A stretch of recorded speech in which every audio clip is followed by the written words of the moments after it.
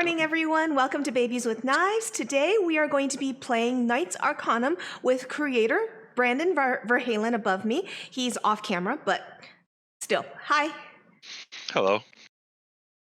I'm Alice Peng, aka Lala Twiddle, and I'm going to be playing Mind Witch today.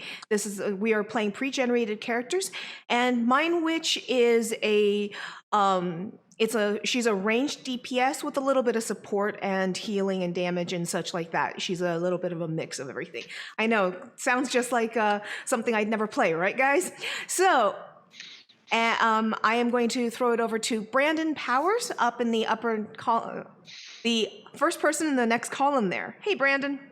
Howdy, howdy. Today I'm going to be bringing in Stormbolt. He is a person that is able to use the power of lightning in this. And he has been a member of the Valsari Legion. And he's kind of, has a great devotion to protecting the princesses. Is one of the princesses, by the way, Mind Witch. I have Val protect the princess. So I was just wondering if the princess is Mind Witch or an NPC. It's an NPC technically right now. So okay. And so if you want it to be Mind Witch has certain aspects in her background that can line up with that. Sometimes it's cooler to have it be at the table. That would work for this in this. Yeah, let's just switch that. That's sure. Yeah. That way you have more engagement. Yeah. And below Brandon Powers is Andreas Johansson. Hi everyone. I'm going to play Razor Claw, a quick, agile were creature who has generative powers and can form superpowered energy claws to really take a bite and claw at others. And she's on the feral side, so the team leader always have to steer into not going too wild. That's her. Awesome. And for those who need reference, Cheetah, she's a bit like Cheetah if you read comic books. And joining BWK's podcast for the first time is Robert Wilson. Hi, Robert. Hello. Welcome. Thank you. Who are you going to be playing? I am going to be playing Slag today. Slag is a Gorgon, which is, if it was a normal fantasy world, would be like a dwarf, but his superpower allows him to be larger than a normal human, superhuman strength, and a really big hammer. So he's the tank in the group, and he's going to be dealing out lots of damage once he gets there, because he doesn't move fast. Awesome. So, Brandon, why don't you take us away? Now, okay. So, just a little bit about the world real quick. The world is, the best description as I call it, I've heard mana punk or arcane punk. It's nearly a one-to-one translation of the world for magic to technology in some ways. So you have something called the Iron Dragon, which will be in the we're going to do here. So that it's like it's a train, but it runs on magic rails. It runs through teleport portals from these floating islands in the sky. The entire world is up in the sky. The world is called the planet, or the world is called Kaber. Back at some point in the history, the gods were at war with these demons that kept back and forth over. The gods would beat them back. They'd come back again. And the gods had gotten very tired of this battle back and forth. And what they wanted to do was stop it, or at least stop it for a long period of time. They made a deal with the demons. They offered a deal because demons, they like to sign that on the contract. And they made the agreement that the demons could have everything on land, not surrounded by water and not in the sky. And the demon's like, okay, finally we win. We've beaten the gods. As soon as the demons had made the deal, or the leader of the demonic courts had made that deal, the gods expended all their energy and actually lifted huge masses of land into the sky.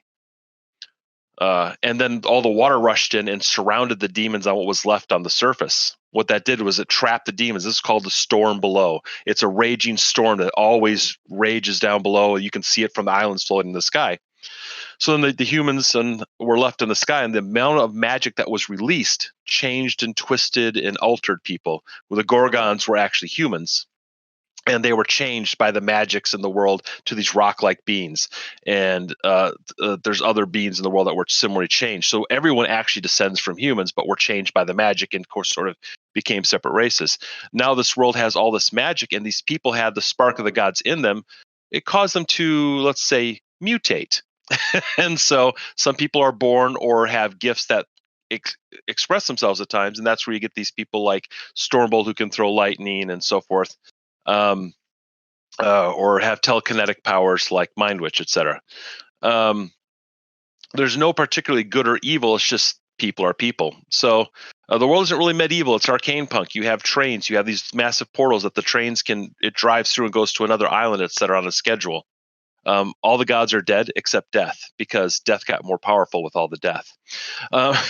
And that's kind of the world. That's kind of where everything's set up. The heroes are they're heroes for whatever reason. They've taken on the desire to go and help people, and just like you would have any typical superhero setting, it's that drive to go out and help others. Some people don't want to be heroes and they become villains, and that's really the choice that a person makes. And those that have these powers are referred to as Knights Arcanum, or Knights of Magic, so to speak, because that's the world still refers to as magic. And that's where we're at as far as the world, basically, with a much shorter version. You guys, your team, the Storm Riders, was put together by Stormbolt a few years ago, and he's training the team to work together. You've done other things, saved other people, etc., and you're on the Isle of Clouds, and this is a place which is not a massive island. It's kind of one of the smaller one. Wouldn't normally be inhabited, but people use various ones as bases or homes, or manufacturing, whatever these types of people want to use.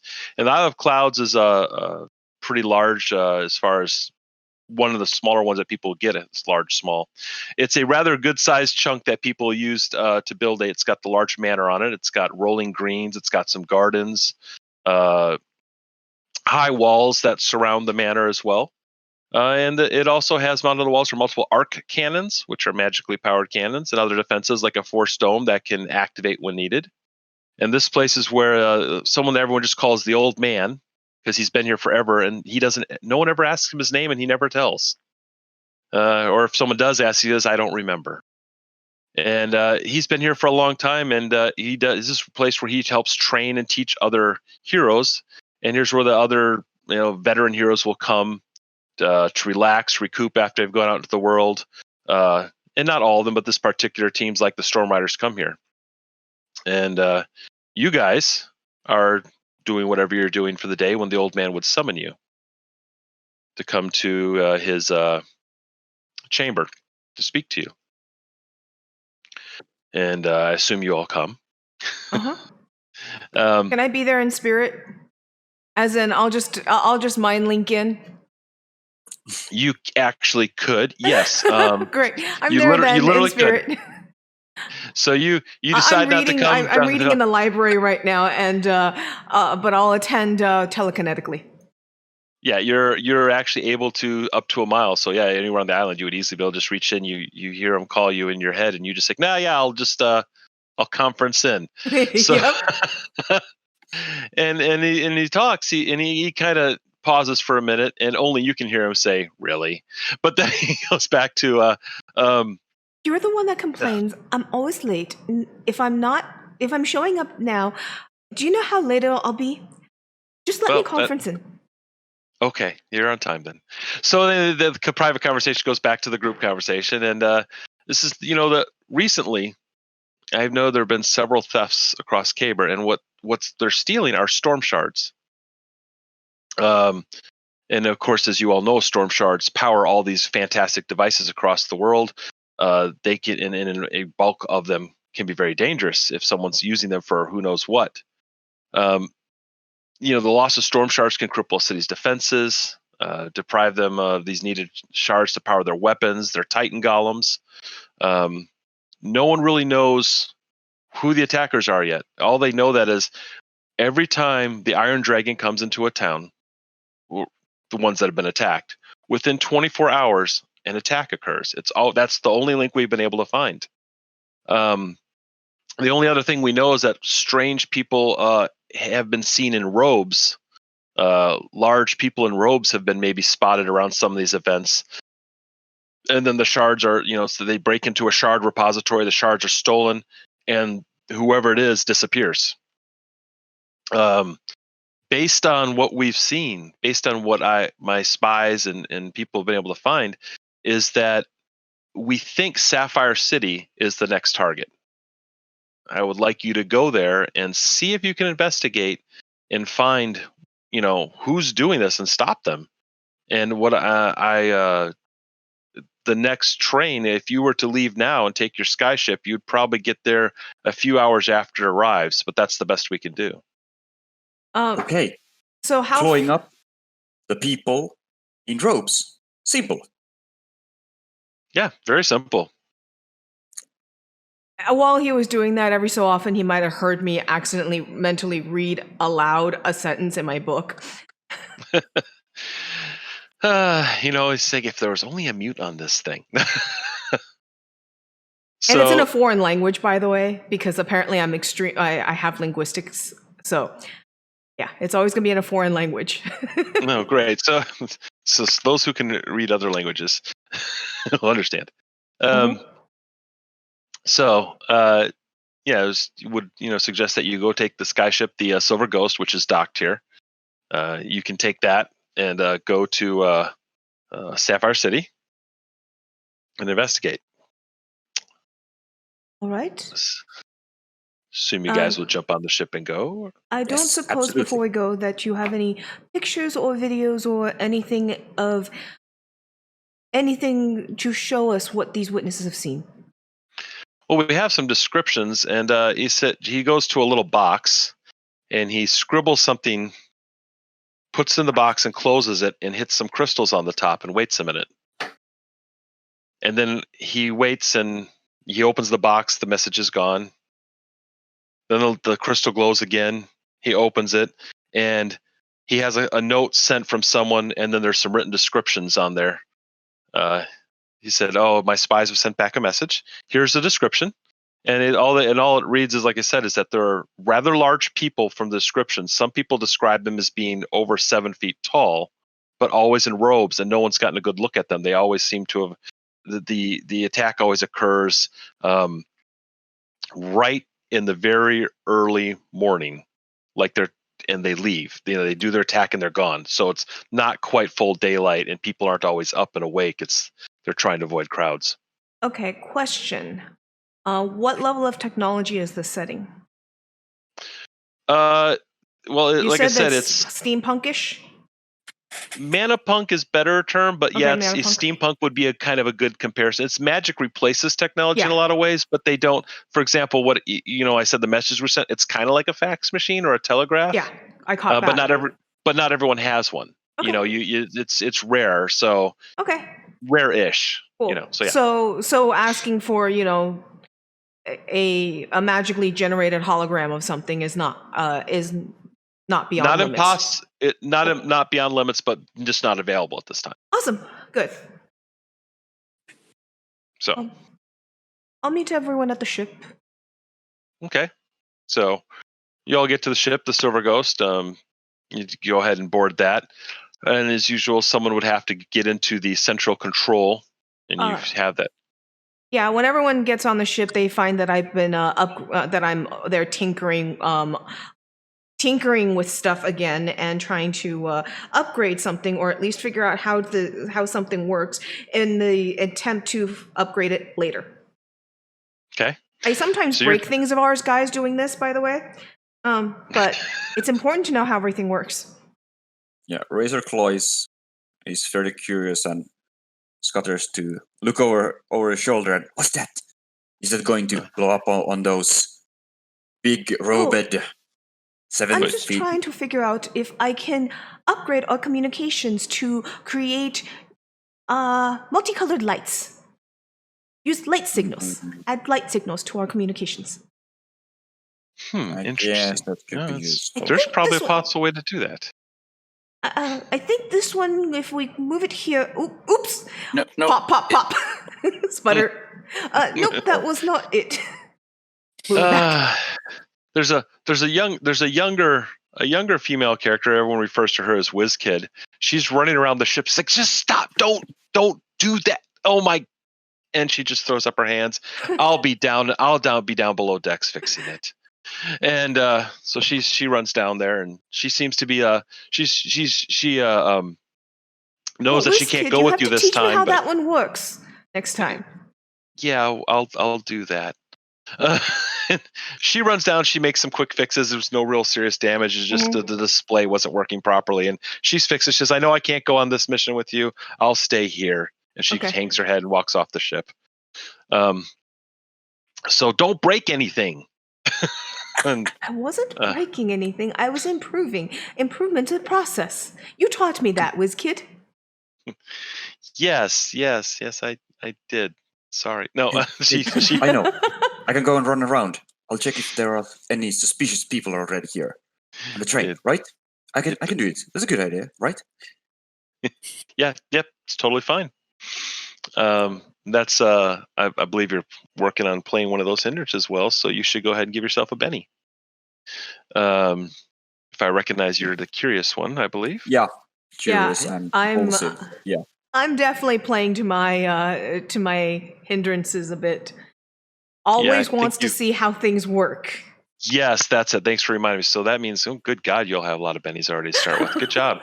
And that's exactly how that works. I got a little benny control there, but good start. So I'm starting with 5 bennies apparently at this point. No, you're starting with 6 now. 6, okay.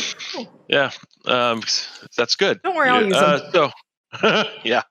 So you get into the control. You stand in the central area of the ship, in the command area, and you see a sort of a glowing dome illuminates in front of whoever wants to pilot the ship. As me, I don't remember if I gave anyone the piloting skills. So we're just going to assume anyone can do it for this adventure. And you, as you see the different runes and images appear, and you kind of wave your hands, whoever's wanting to pilot the ship, and it begins to. Yeah, that sounds good. Stormbolt, you now fly the ship. Me with my D4 piloting. Awesome. Yeah, hey, it's better than D4 -2 as an unskilled person. So you're good to go. Yeah, well, as long as you don't get into combat in the ship, you'll be fine. So you pull the ship away from the dock. You hear the engine, so to speak. There, you see the fires in the engine begin to raise up, and you remember that spark of that fire elemental that's tied inside that engine is raging, empowering the ship as it begins to. The engine kind of just shudder to life and pull back away from the dock, and the sails begin to unfurl. The energy sails that catch the wind.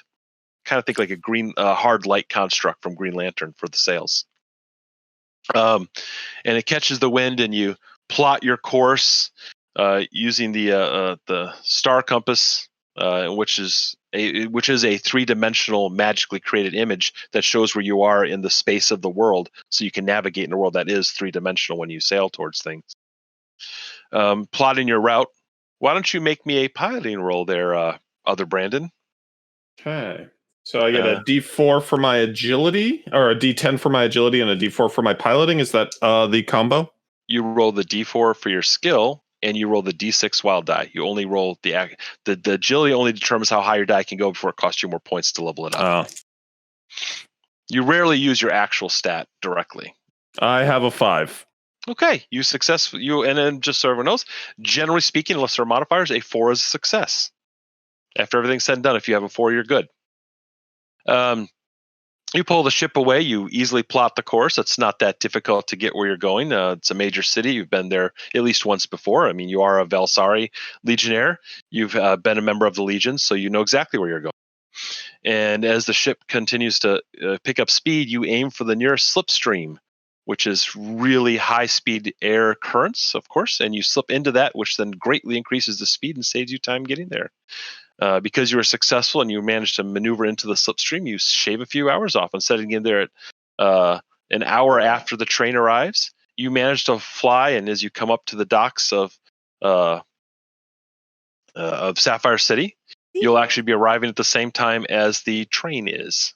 See, Stormbolt always makes good time. Of course. Old man said that we'd be multiple hours late, and Stormbolt got us here at the same time as the train.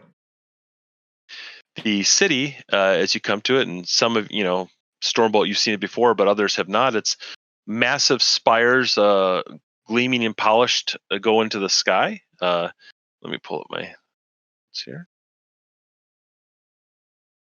The city's quite majestic, with the towers polished and shining, stand like beacons to the rest of Caber. The strength of Elsari lies right here in Sapphire City. It's a massive city. The streets you can see them as you're flying in from, kind of coming down, slowly descending towards the docks.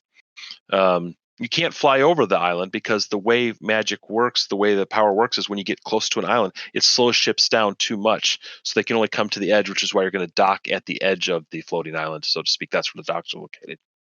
And you can see the polished towers in the sky. You see the streets. It's rather early in the morning, so you still see some of the street lights glowing, as the glowing stones that are mounted on poles still light the early morning walkways. And you see people going about their business to and from as you pull into the docks, and you hear the noises of the docks and people shouting to throw lines to anchor your ship to the dock so it doesn't float away, and people putting up the plank for you to disembark. And the guy even kind of walks up to you, "Welcome to Sapphire City. May your stay be pleasant." And you do see a sort of a business-like gentleman with a couple of papers in a hand and a quill, and he says, "And what is your business here?" I need to do some transactions at the Shard Vault. Could you direct me, please? Oh, are you transporting shards? Yes. Oh, well, I can direct you. Just a small stash of it. Oh, well, shards are very valuable. Lucky that you should have some. You would go down the main docks here, straight through. You'll go past the train station, or the Iron Dragon station, and to about 2 blocks past the mayor's office on the left, you can't miss the repository. It's quite well, the sign's there, and you'll see the guards. Thank you. Have a pleasant day. And he walks off, just scribbles on his paper there, and continues on down the docks to the next ship. Okay. So, question: is it possible that was not a bluff? Is it possible that we have a couple shards for depositing? You do not. Okay, no problem. So there's a thing to put into play here, and since it wouldn't directly affect the game anyway, you can choose to spend a Benny to have a minor effect on the game. So if you wanted to, for example, you can affect the environment minorly, in a minor way, I should say. A minor scene change. Yeah, or you could say, I had some shards with me. You can do that to affect the story, as long as it doesn't directly affect combat. Then you have to roll skills and such and so forth. By the way, how many bennies did my character have at the start? I didn't see it on the character sheet. It's on the when you look at the initiative tracker, it'll show you have 3. Oh, right, it's on the initiative tracker. Oh, right, Mhm. yeah, that's true. Okay, good. So I think that That's having good. an inn is going to be beneficial, so I'll spend a Benny to have us have a small hash of it. Okay, and I've adjusted the Benny. And down it's in to 5 now. Stormbolt's care right now. Okay. All right. Where do you guys choose to go? What do you choose to do next? I would be heading towards the repository. I don't know about anybody else. Do we want to go to the repository, or would you like to stop off at the Iron Dragon station? It's on the way, but we could maybe check things out while we're there. We could do that. Let's do that. Okay. So you guys are making your way towards the Iron Dragon station, and like I said, the Iron Dragon's there. It's floating on the glowing blue rails of energy that support it. Mm-hmm. Not too far from here, just a little farther down as you're walking towards it, you see the giant portal with its energy rippling in the sky, where the train will soon be departing back through again. It's how it quickly travels from one island to the next, as mentioned. And you see the train station is about 3 stories tall. So a lot of people coming and going, cargo being loaded and unloaded quickly. The trains generally have a quick turnaround time. Okay. They're usually only in a particular place for about an hour. As you walk around, you see you see a couple legionnaires on duty guarding just watching the train station in general. And you see, like I said, many people coming and going. Where do you want to go? You mean you're at the train station? What do you want to do next? I should say. So it's believed that the train station is where the bad guys will be coming in, right? It's believed that every time a train arrives, the towns that have been attacked within 24 hours of a train arriving, Right. the attack occurs. Okay. That's the only link they've really found so far. Okay. And Are train arrivals really that uncommon? The trains usually arrive. Depends on the city how often a train will come through. This city is big enough; a train comes through 3 times a week. Other cities may get them once a week or once a month. It really depends on how much stuff they have, how important they are, how far they are off the track. Mm-hmm. based on the description we were given and the population in this city, would the type of people that were described be unusual and to be taken, or that people would take notice of them coming through? Or are we all mutated enough that they would just be able to blend in with a crowd? No, on average, they would definitely stand out. I mean, someone like Slag, when he transforms into his giant form, would stand out, but in his normal form, he's kind of, if they're used to seeing Gorgons in the shorter version. But most beings are not 7 to 8 feet tall on average. So no, they would definitely stand out if someone had seen that. Yes. Okay. And but a lot of people can also transform, right? They have 2 modes. Yeah, different people. Different people have abilities and so forth. So yes, they could be Okay. doing that. They could do that. Those. Okay, so it won't be worth me blowing a stunt right now. Yeah, I wouldn't think that would be worth it. No, but I mean, unless you depends what you do. I don't. Off the top of my head, I'd say you are correct. Well, I was thinking that if they are going to always be that unusual looking and get people's attentions, I can stunt awareness and reach out and see if there's anybody at the station going, what's that guy going over? And we could go and take a look. So, but Okay. Since they can change shape, that would not be worthwhile for me to stunt the awareness. Or what's that weird people? What are those weird people? Okay, yeah, that's a pretty good logic, I'd say, on that one. I say that we spread out and check the crowd and see if there's anybody with the described ropes. If they're carrying those ropes that they were talking about, then maybe we can spot them before they decide to pull their heist. Yeah, someone with big luggage to hide their rope if they are short, usually. We could do that. I'm certainly willing to. I know. They need big things to carry those shards they steal. So either way, someone who's suspicious of luggage and certain of it. I think that we could see if we find any strange luggage, etc. My concern would be that they are unlikely to be wearing those robes. Heist gear tends not to be the same gear as what they would travel with.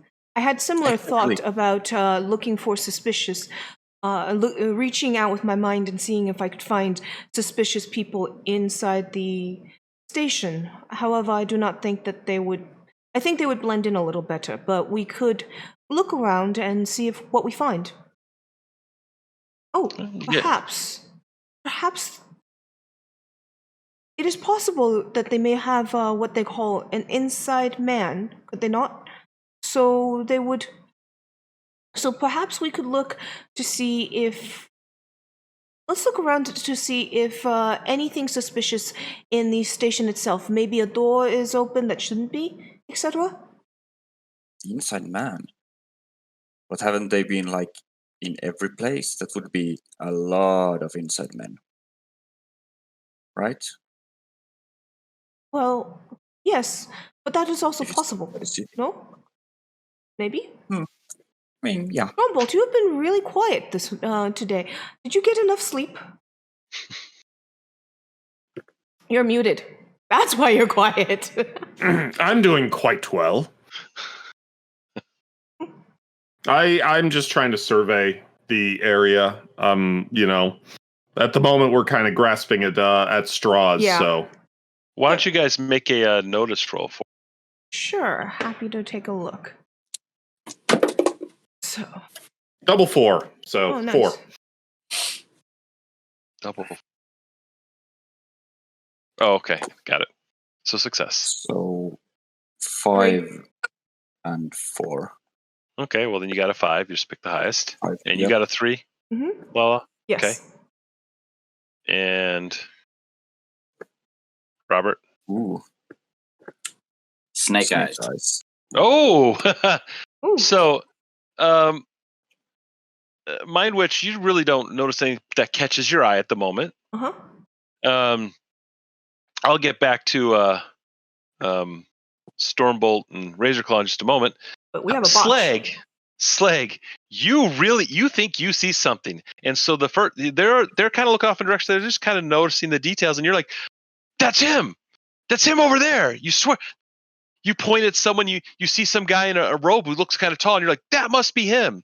And you go running down the hall as fast as your short little legs can get you there. Oh dear, he's at it again. Razorclaw is going to. You attract the attention of several legionnaires who come running up, and what's going on here? And they turn to you, Slag. Well, who's there? Who did what? What? And you point to this person that you think is the one who must be one of the guys that you're after. And it turn around, it's just an exceptionally tall older lady who happens to be wearing a shawl. How you could have mistaken her for anything other than that seems rather strange. Sergeant, my companion here, we've had a long trip and he hasn't had enough sleep. Please excuse my friend. Why don't you make As I me finally catch up. Why don't you make me a persuasion roll Sure. to see if you can get the guard to calm down? Sure thing. Oh, what a waste of double sixes! I rolled another 6 on the 6 that I chose, and a 2. You keep if both your dice max out, you keep rolling them and you choose at the end, right? Oh, okay. That is actually correct. Okay. Well, one rolled a 5, one rolled a 6, so I would have kept the 6. So, and that's a 3, not a 2. It was a corner. So you rolled a 15. 15, yes, 15 Yeah, on my okay. persuasion. Well, you're silver-tongued That was devil kind that of a you are. waste. You won't need that in combat at all. Don't worry. Yeah, he's like, oh, well, of course, travels can leave people quite often. The older lady seems to kind of decide to let it go, and everything's yes, fine. Probable cause. And Slag, you're a little embarrassed. You're not really sure what came over you and how you missed that. Maybe because you're so short, you don't really see over the crowd so well, and she just looked bigger to you. And as the other two now, you were kind of looking around and looking at details, and you noticed a large amount of crates coming off the train, which is not unusual in itself. But the crates were quite large. You notice 2 of the crates, however, that are sitting on the docks, just caught your eye, are open, laying there empty. Ooh. Razorclaw is going to take a closer look. Do we have you seen the shards of things that if there'd be something that could fit inside those? A storm shard? Yeah. Okay. What's the size of them? Storm shards can vary greatly in size. The average ones might be the size of your fist, but greater storm shards can be found up to the size of like a really rare find might be the size of a refrigerator. I mean, okay. They vary, but most are you're usually going to find some like fist size and a little bit smaller, a little bit bigger, which can be cut up and used for various things. We're stealing are probably on the larger side. The city's probably dealing in, well, again, they use all sizes because different items would use different sizes of shards to power them. So yeah, it could vary. if you're using a small handheld weapon of some kind that's great, it would be smaller than your fist. But if you're using it in a arc cannon on the size of a battleship, it's probably the one that's the size of your whole arm at least. So it just the varies. one that's been stolen isn't necessarily being of the largest type, but Yeah, they're generally stealing across the whatever board. they can get their hands on. Okay. So you go look at the crates. Is that what you were saying? Yeah. So you wander over to the loading area. We see these guys loading and unloading stuff, and you see the two open crates. And what do you do? I checked inside of the crate if there might be like some residue of there being crystals in the past or something. Like, make me a notice roll as you're carefully examining the crates. What was notice? You said.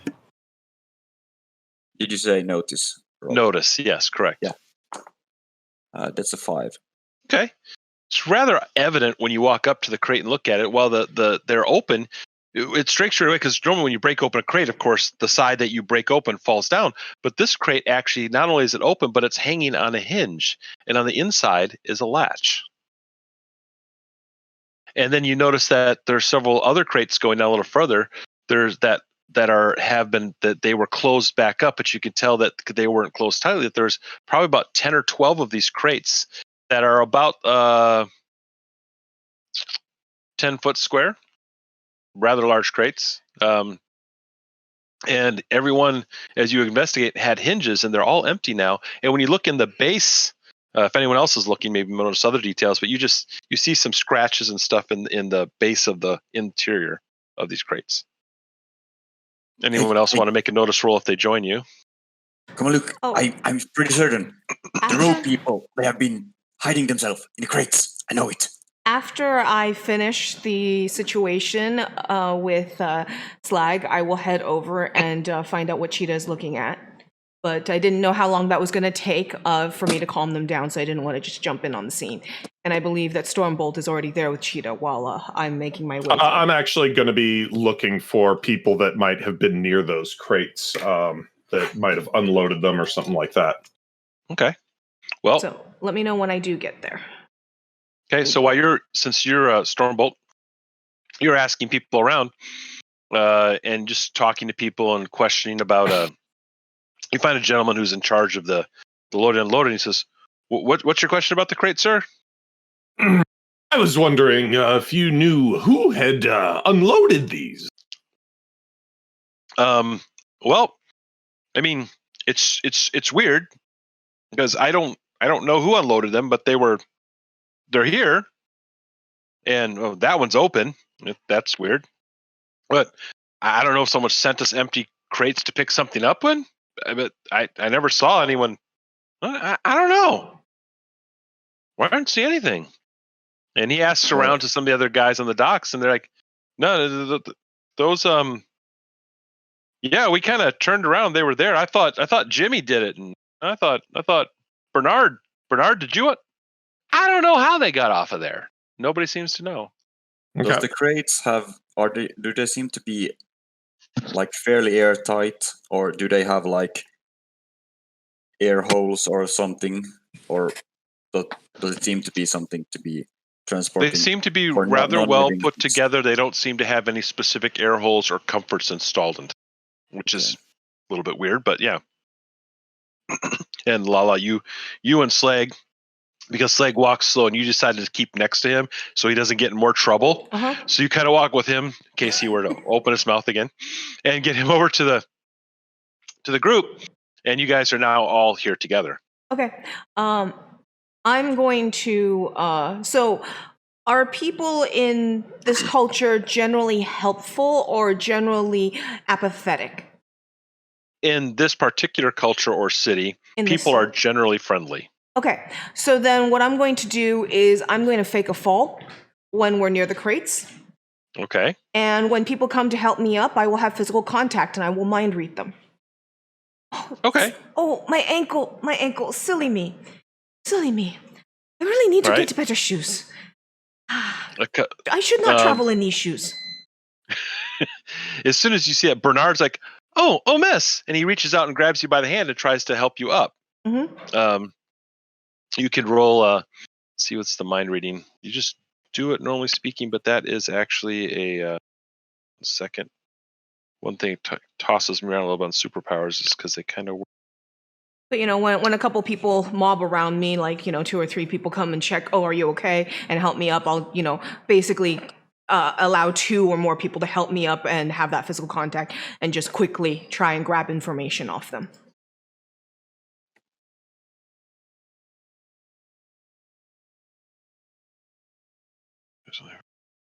Okay, so in this case, you will actually just, because we are still using a little bit of the superhero's companion, is not quite up to date to current Suede. It's got a little bit tweaked, so you are just going to roll your smarts die and your wild die.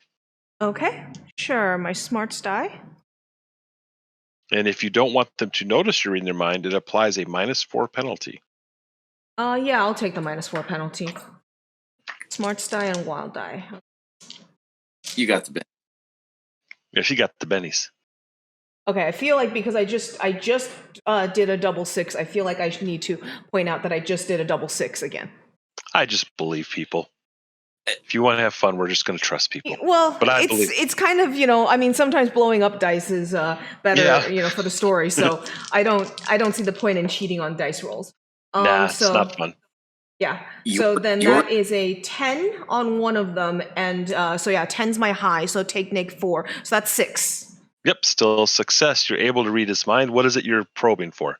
I'm probing for, basically just trying to quickly look through and see if there's anybody that he might have not noticed. He might not have noticed, but I would notice as have dealt with the crates, or when the crates were there versus when the crates weren't, and such like that. Just get a quick mental image of scrolling through. Here's what you notice, and it's important. It's important to keep in mind what you don't see. Mm-hmm. And that is that there are moments in his memory when he seems to look at an area and it's like he doesn't see anything. It's an active diversion. Cool. Yeah. Okay. That's so that what you see is what you don't see. And that's what sticks out to you. Which is what I was wondering and thinking, because it's basically, a high-end illusionist where, make them look this direction and not see this kind of, but there's an active force causing it. Okay. That's what you get the feeling of, yep. Well, that's going on. Oh, thank you. Oh, yes, I don't think it's broken. I think I need to get some new shoes, though. These are not good to travel with. Thank you so much. Well, and your name was? My name's Bernard. Nice to meet you. Nice to meet you, too. It's good to find a gentleman in this city. He chuckles and looks down at his dirty clothes. He says, "Gentlemen, well, that's a new one by me, but thank you very much, miss." And I got to get back to work. Thank you very much. Thank you. Yeah, have a good day. And he goes back. I mentally reach out to my team and send the information I just read off him. Okay. So now you're all aware of what she has seen, and how you take that is up to you. Yeah. By the way, after Razorclaw looked at the crates and noticed there wasn't and she started to suspect there have been someone inside, she runs up to Slag and jumps up and down. And, "Hey, Slag, quick question. Do you need to breathe? Do Gorgons breathe, or are you you kind of look like you don't?" Yeah. I mean, I can hold my breath for a long time, but yeah, I still need to breathe. For a full, she points at the crates for a full train ride. Yes? No? Ooh. You couldn't hold your breath that long, no. Okay. But good idea. Okay. Now the rest of you, if you all kind of just glance into the crates a little bit, so you all can make a notice roll as you're just standing there. Sure. Now that Razorclaw has really pointed out the crates, and you all kind of notice too the same thing. Razorclaw is they're rather well sealed and put together. You see 5. the hinges, the latch. Okay, you get a 5. 5. 5. Stormbolt. Drow people Brandon's aren't muted. Gorgons, at least. 22. Oh well, hell. 22. He easily exploding dice make for a wonderful and interesting game. He sees you all notice the same things that Razorclaw did, except for Stormbolt looks down and says, "Huh."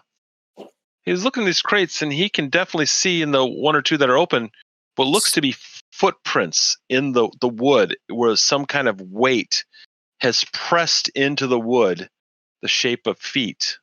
So some very heavy. If you look here, there's obviously feet that were in this. Heavy things. Maybe, are they bigger than what Slag would be when he's big? No, a similar, you guess of a similar size, or nearly that same, yeah. I knew it. Similar to what Slag is when he's overly large. Is there a claim ticket for the other crates? And you're gonna go ask at the office. You go to like an Then go office ask type Bernard, area. my new friend. Oh, Bernard. Sure, Bernard is well, let me go see. And he walks up to he's I'll be right back. And because he's kind of curious himself, because no one's come to get these crates yet. And he says, "Well, there's a claim ticket just says deliver to. It's actually blank. No one's supposed to pick these. That's odd. Why would someone send empty crates with no one to pick them up? Must be an error. I'm not really sure." May I see the ticket? He shows you the ticket because he decides that you seem to be a nice enough person, and he's kind of curious. So I also want to find out his memory void. Is it similar to what I'm able to do to people? It's more like it's kind of like that. Yeah, it's kind of like those were just blanked out of the head. Yeah, it's a similar kind of thing. Okay, I'm going to. So I am going to stunt my telepathy at this point when I take the sheet, when I take the ticket, and I'm going to try and item read on the ticket. I will spend a penny for the stunt. Item read on it. Items have memories, and I'm going to read the memories of the item. Okay, I'll allow it. And that sounds good to me. So let's spent my penny. Yep, I fixed that. Go ahead and make me a make your roll. Use the smarts of the wild die. Okay.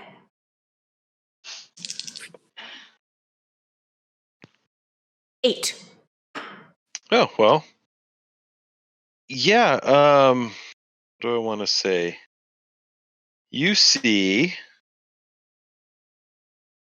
a man writing this out in a room surrounded by,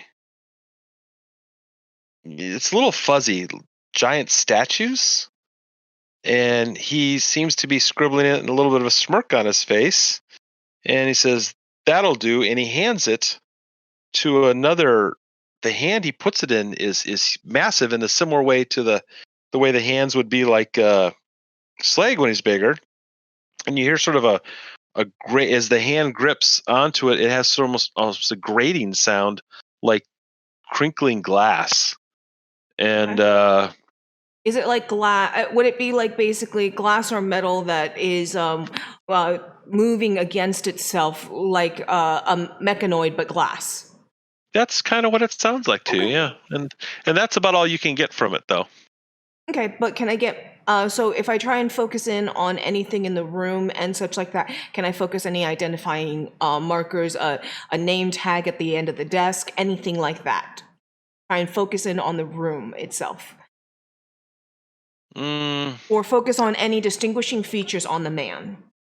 If he has a wart on his chin, if he's wearing a dog tag, etc. If you focus trying to look on the man himself, I will have you make a common knowledge roll to see if you notice any, if what you see means anything to you. Sure, happy to. By the way, for those who don't know, what I just did is called psychometry. Since, gaming's great for learning stuff. My D4 exploded. My D4 is a 7. Okay. You look at it strikes you as you look around the room, you can't get much else because it's the presence of the man overwhelms anything else you try to look at. It makes the most indelible imprint on your mind. And you think to yourself, this I've heard of who? That's the Arcanist. Okay. And you remember the Arcanist is a gentleman that used to be one of the king's greater arcane engineers, and his specialty was creating arcane golems, Mm-hmm. Okay. or which is what I heard of the thing moving. Okay. yeah, Which I and assume would take a lot of shards to power something like that. correct. Okay. And I turned to Bernard. It is strange. Who would forget to sign their own ticket? Well, I hope you have a wonderful day. And I'm going to broadcast everything I just saw to my team in case they get common knowledge rules that can get more information than I did. But you guys get to see everything I just saw. So not just share that information with you guys, you could also then make the roll and see if you pick up anything else or anything else comes to mind about the situation. What would that be? Common knowledge, you should at least, everyone has at least a one dice, since you should have a single skill point, so you should have D4. I have At the same least 7 Alistair rolled. Okay. So you get the same thing. I forgot. We're supposed to flag whenever we use our disads. I ran. It's not a big deal, but I did run after Slag when he got in trouble, and so that flagged my loyal. Doesn't matter if you actually trigger it or not this time, because. No, that sounds good. You got to remind me, because I can't try to remember 4 different people's hindrances. Okay. Without So a yes, sheet's gonna be loyal, tricky, because so I it's fine. went and backed his play and got him out of trouble. No, that's fine. Okay. Yes, your exploding 6s are going to make up for my box card or my snake eye. What? Hey, don't jinx me. You jinx me, and I'm going to start rolling 1s. What happened on my Thursday game? Only rolling 1 is not so bad. Rolling 2 1s is very bad. That's true. My box cards versus your snake eyes. That was a waste of a box cards, though. So, anyone else roll? I only got a 5. Yeah, 5 as well. 7, like I said. Okay, so yeah, you all get about the same thing she did. Well, with the 7, you maybe you tend to notice a little bit more, and it is known that he wants revenge on. He was the head engineer here in Sapphire City at one point, and it seems that I don't want to say revenge. He wants to prove that his ideas were correct before he was forced to leave. They said his research was a little bit too dangerous. He seemed to be wanting to create many golems and imbue them all with their own intelligence in mass. And people thought that could get out of hand.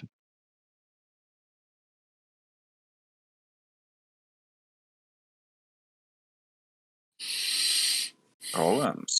So not shard-eating demons either. Well, now I know who to claw up. Are golems powered by shards? In their initial creation, they would be used as part of the process to store the. It's like a what I say. It's what you could bind things that would power it to. You would use, like, if you would use an elemental to power it, you need a shard to store that as part of the process, or to focus energy. So yes, they could be used for that. Yes. Is there any way to, how common are golems? Golems, like, for example, the city here uses Titan golems, which are not intelligent. A person actually sits in them. It's basically a mech. Okay, they have several of those to guard the city. There are some could be used in particularly heavy, like they could be using a couple of really dumb golems, so to speak, to help unload the crates, for example. So, but they're commanded, and they don't think for themselves. They're limited to specific facilities and things, like, for example, here where they might have a couple for larger crates, but only because it's a major city. So they're common enough that people see them, they don't freak out by them necessarily. Gotcha.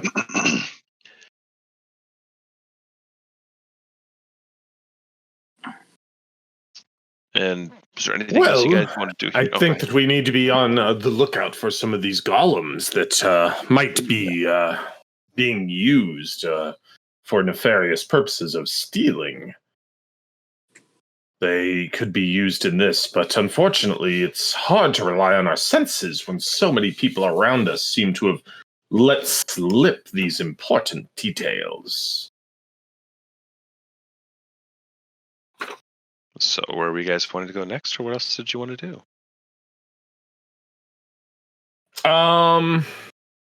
Is there, since they make pretty good impressions, is there any way to in these crates? Is there any way that we might be able to track them? Yeah, you actually tracking falls under survival.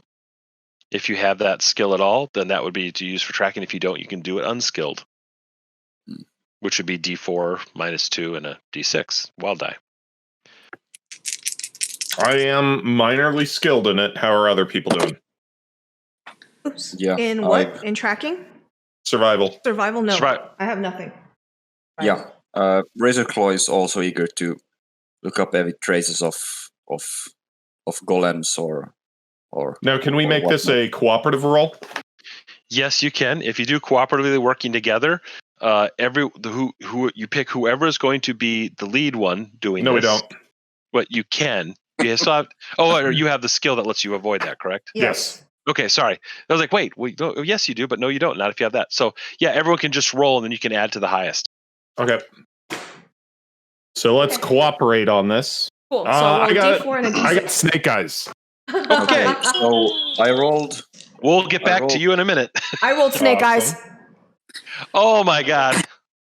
Well, I rolled a So- D4 and a D6, and they came up both ones. So they're Yeah, Yeah, that's, same. so they're that's snake eyes. not. Yeah. Yeah, I know, but D6s are supposed to be what you call snake eyes. That's why. But yeah, but yeah, yes, I got okay. snake eyes.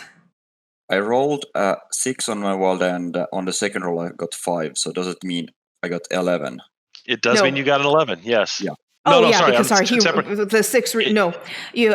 So the wild die. So you re-rolled the wild die when you got the Correct. 6, right? Yeah. Okay. Yeah. So Yeah. means you got the 11. Sorry, I thought you meant that you added the other die. No. Rats, Okay. you got an 11. While 2 of us got snake eyes. See, I told And- Robert. I blame you. You cursed the table. Robert, what did you roll? 3. Okay, so Pair of Robert three, got but- nothing, and 2 And cursed the snake table while eyes. he was at it. So you're I'll just go jump off the island and Go to the storm below. I'm gonna go. Yeah. Oh God. Let's go straight to literal hell. Let's do it this way. So Robert, you're kind of wandering around. You're not seeing much. In fact, you're probably just walking right over whatever is you might find. However, Razorclaw, you're like, this is it. I can see the path, and There. and you're starting to run out. And but Mind Witch and Stormbolt say, yeah, I see the path too, and they both bolt 2 different directions, following the path as quickly as they can. They don't want to lose it. I've got to lead over here. Razorclaw, you go. Look, relatively speaking, you go north. They go east and west, and Slag standing in the middle, going, "Where the hell did everyone just go?" It takes a minute. Stormbolt, Mind Witch, you come back. You realize you don't have a trail. You can't find anything. Mm-hmm. You come back to where Slag is at, and no one knows where Razorclaw went right now. Yep. Fortunately, Mind Witch, you're able to reach out with your mind automatically because Razorclaw's within a mile, and you easily ask Razorclaw where she's at. She says, follow me this way. And you all regroup easily because you're able to do that. And you note to self, need to practice my tracking. But you gather back up. You can follow Razorclaw says, and let me just take a look. Where did I write that? So I get snake eyes, and a major event happens that it needs to be worked out. Everybody else rolls snake. I see how it is. All right, Listen, Brandon, it just depends on. on. I just do whatever I want with the story. That's fine. He's trying to words. get back at me for our other gaming that we do. So I'm not getting back at you all, sir. I still like you a A little. small number is a tragedy. A large number is a statistic. Well, That's how it works. so I get lost in the crowd going the other way, and luckily, eventually, I can just reach out with my mind and go, "Where are you?" Quickly, come here. I found the tracks. This way. And you have all gathered back together around Razorclaw now, and you see he's gone up to the Legion barracks. Is weird. A set of tracks leads right there, and then they disappear. That was strange. And then you follow the tracks some more, and you notice that there's another building where some of the Titan golems come and go from. And you notice that it's a set of tracks going in there, and nothing's quite happened. Nothing you can see specific. They go away again. Somehow they keep escaping these areas, and you finally get to where you come to.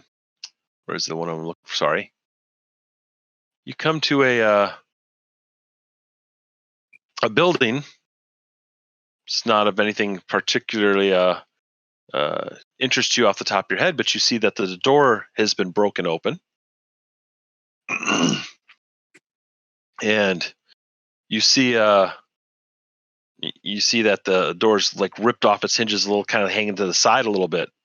And the doorway itself is almost like it's been bulged and knocked open. The doors are kind of larger here, but not large enough to maybe fit a larger frame. If you look in the room. Okay. Yep. Before Razor he Claw goes jumps in, in. before Cheetah gets in the room, have I caught up back with her Is yet? her name not Razorclaw? Sorry, Razorclaw. I apologize. I don't know why I said that. Tired. Sorry. You've done Cheetah Razorclaw. multiple times, and so I went back and looked I'm at my sorry. name because I'm like, I'm swear looking at that's her not character right. portrait, and literally, I'm looking at her character portrait and screwing my head up. I'll just okay. So before Razorclaw goes in, have I caught up with her yet? Yes, everyone's caught up. Okay. I'm. Hold on. I'm gonna start looking around this building. What does this building look like? Okay, fine. Just a minute. It looks like it's a reasonably nice home. And let me find my note here real quick. It's a reasonably nice home. Nothing other than that you can specifically see about it. Windows, second floor. Is it 2 stories, 1 story? Windows, back door, side door. Is there a rooftop entrance? It is a 2-story building. It has windows on both floors. It has a small deck up on the second floor where someone could come and stand out on. You can't tell that there's any type of rooftop entrance necessarily from where you're at, but it seems to have a normal sort of a pitched roof, so you don't think there would necessarily be. Okay. And there is, if you walk around the outside, there is a back entrance as well. And Okay. that door has also been ripped off the hinges. And we seem to be far enough away from foot traffic. I'm not waiting for her to go around to the back door. No, I'm not Like, gonna. I'm okay. This is way long if she's going to walk around the house if we think that we're on the trail of Element something. of- I don't element want to. of I'm not lightning. trying to look at. I'm not trying to actually leave the area. Just seeing if I see a back door from basically the side of the building. But with what I see, it sounds like we're far enough from traffic, or that people would have noticed the ripped off door. First thing I'm going to do is Razorclaw, our stealthiest person usually, and our most observant. Okay. Is Razorclaw our most observant and stealthiest usually? Likely. Fairly well stealthy, but Okay. not, I think. So, but okay, no 6. In my mind, I'll say, boost coming, and I will lift her up into the air so she can get a look into the windows before we go in. Okay. So you boost her into the air using your telekinesis easily. Yep. She looks in the windows and rolls a notice check. 3. Okay. You don't notice anything of importance up there. Okay, then at that point, ready to go in Okay. You because we don't want to take too long. you I'm burst gonna into. get and change sizes before You're going. gonna go big. Okay. Go big or go home, or in this case, go big and go by into the the way, home. no, mind. All right. So You burst into the room. In this first room, you see chairs scattered everywhere. You see broken furniture. It seems to be like a sort of a sitting area as you kind of come through the entry and then the sitting area. Everything's knocked around. You see there's a little blood on the floor, not a lot, and then you hear in the next room over, you hear like a thud and a stomp, and as you rush to that room to see what's in there, you see a large description is you see a large standing approximately 9 feet tall golem. Oh, looks to be made of steel layered on layer, and glowing energy sort of emanates from its chest in the central area a little bit, and out sort of parts of its arms where they're not actually connected, where energy is actually forming part of the arm, and then it forms the hands. And in over its shoulder, it has slung a giant axe, and with this other hand, he is gripping this man, and it turns and looks at you, and immediately charges you, throwing him to the ground. Okay, throwing him to the ground. Got it. So let's go into nits. And now we're going to go to initiative. So let me just get my tracker open and just discard this all, and let me reshuffle the deck to have a fresh start and deal initiative. Oh, we got to put the guy. Sorry, I got to redo that because I didn't put the bad guy in there yet. No problem. So I draw an extra action card each round and choose which one to use, and my action card has to be 5 or higher. Right. Or so it must be higher than 5. So okay. Won't be a problem. I assume that's what this part is. Yep, that is correct. Thank you for reminding me. And let me deal initiative. And I have to do for Stormbolt. We have to do is choose card. No, it is. Okay. I'm at the bottom.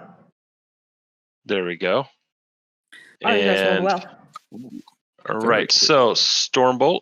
I assume you want the queen. Sure, probably.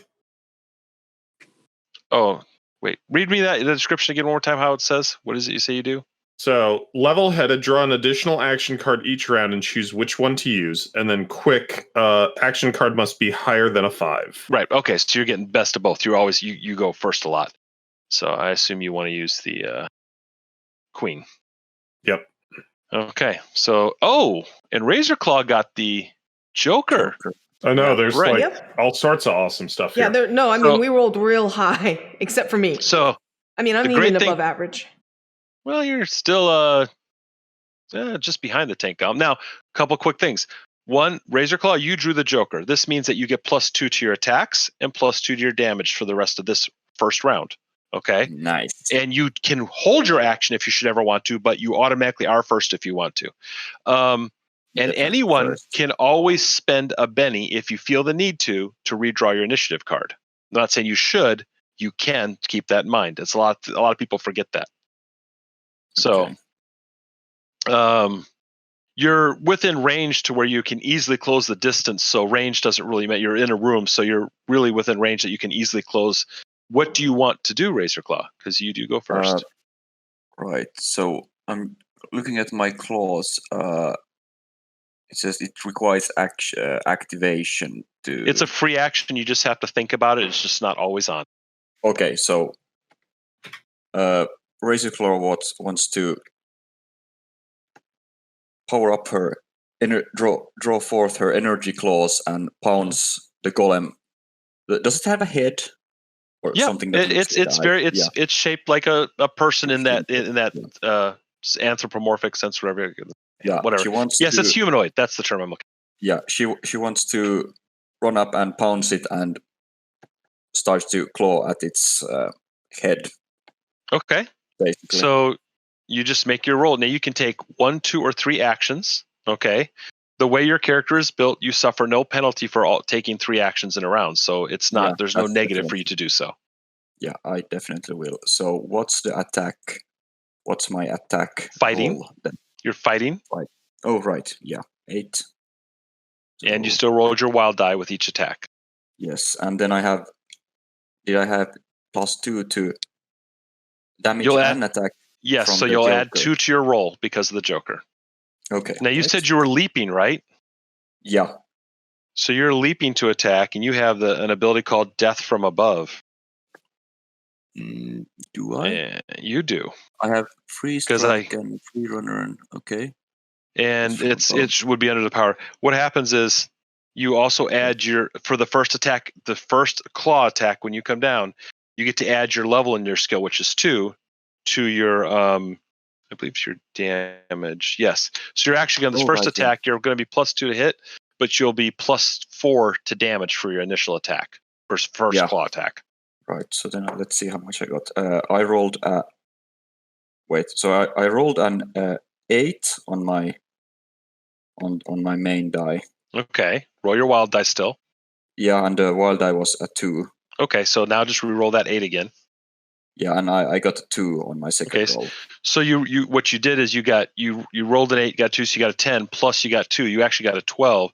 All that 12. matters is you successfully struck and got what we call a raise. If you get 4 above whatever the target number is to attack, it's considered a raise, and his parry, which is physical, is 6.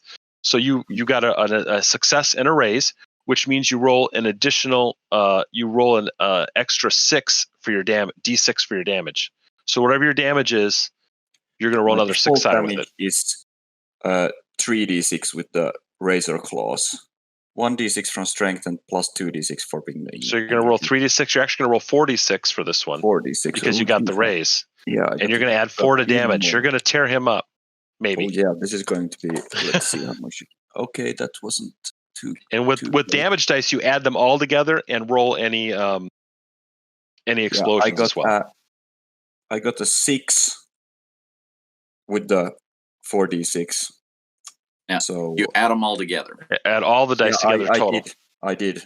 I rolled like 2, 2, 1, 1. So yeah, not too Okay, bad. well, And all right. plus 4, so a total of 10 damage. So none of your dice exploded, and your total with the +4 is just 10? Yeah. Okay, so you can let that stand, or you can spend a Benny and re-roll your damage. Oh yeah, I wanna.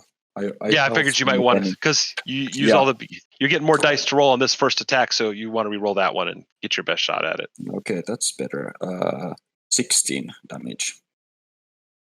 16 damage with the +4? Yeah, with the +4. Okay. That seems to your energy claws. His armor's incredibly tough, and you scratch and you seem to get a joint and kind of pull on a little bit, and the golem seems to shudder for a moment, seemingly shaken and not able to act for a moment. Your other 2 attacks still go though. Oh yes. And on this, okay, that's a 2 on the second attack, and the third attack is a 3. That's to hit him. Yeah. Okay, and you still got your +2 to for the entire round to your attack roll. Oh right. So the third attack was 6. Okay. Then you still struck him. You just don't get the bonus dice for a raise. So you still struck him. So you just roll your normal damage. Okay, so normal damage on that. So that's 3d6, and that's 9 damage in total. Okay. Your claws, you claw him the first time. You kind of stagger him back a little bit for just a moment, but the second claw doesn't seem to do anything to him. All right. And are you done, or did you want to spend a Benny on damage? Or you're going to let that stand for this round, which you can. I'm just letting make sure you understand. Yeah, I'll let it stand. Okay. So then, Slag, it would be your turn. It's crunch time. Hopefully, you crunch something. Yeah, I'm gonna go ahead and I'm gonna go ahead and take 2 swings with the sledgehammer. Okay, and is that going to give you a -2? 2. Okay. So I get a 6 on my first hit. Okay, that would definitely hit. Wait, yeah, that meets. Yeah, that's correct. You meet. Sorry, his parry is 6. So if you meet or beat, you do strike him. Just not a raise. So my damage is D12, 2d6, and +3. I got a exploding 6. 18, total of 18. Okay, you managed to also stagger him back a little bit. And let's see here. 1 second. It's not. We're going to see if he can find my number I'm looking for. Okay. The GM spends a penny. And he rolls to not be shaken. And he succeeds. Oh, Second. well, did you take into account doesn't your hammer have AP? AP 4. Did you, so. AP 2. AP 2? Yes. Okay, so what was your the damage the first time? Sorry, again? 18. So with your AP 2, on the other hand, that was actually a wound. My mistake. Forgot about the AP. So you actually managed to, you as you bring your hammer down the first time, you slam it in the chest, and a chunk of the chest is broken open, and you see the glowing energy inside this sort of hollow metal shell, and you've staggered this thing back, and it roars in pain, which is odd for a golem. And your second attack? Oh, he's a big one. That did not hit. I only got a 2 with my -2 included. Okay. All right. It is Stormbolt's turn.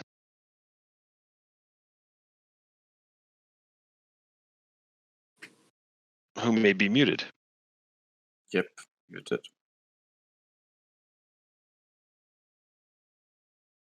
Still muted. Sorry. What does that sound like when he howled in pain? Like the tone, like the voice itself, so to speak. Is that what you mean?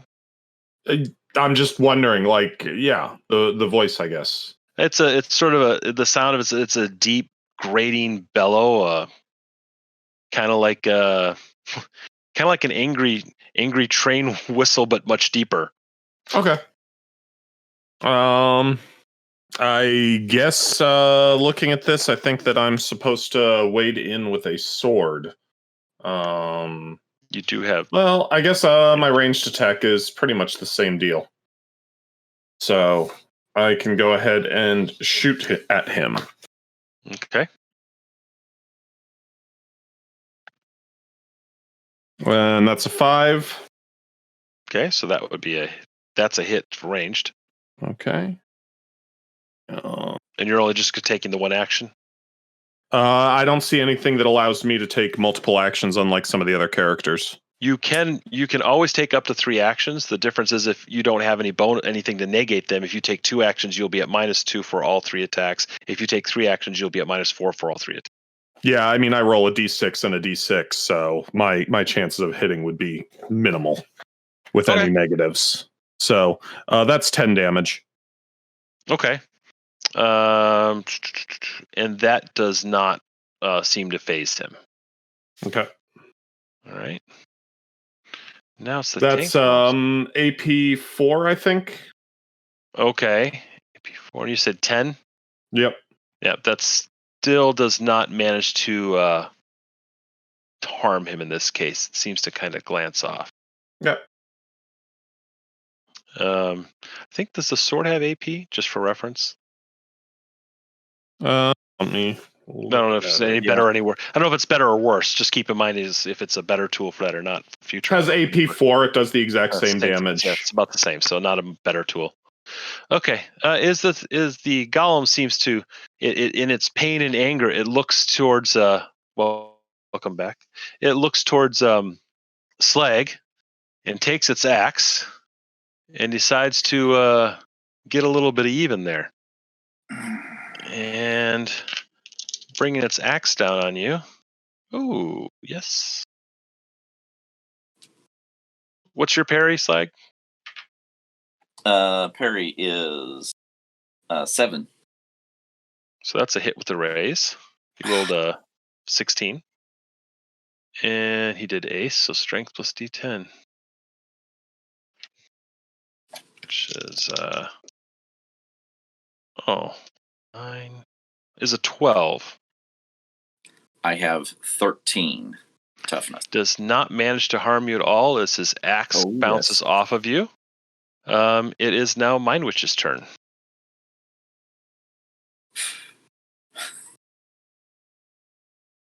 Muted. Sorry. So I apologize. I was AFK. Can you give me a quick rundown of what's occurred? Well, sure.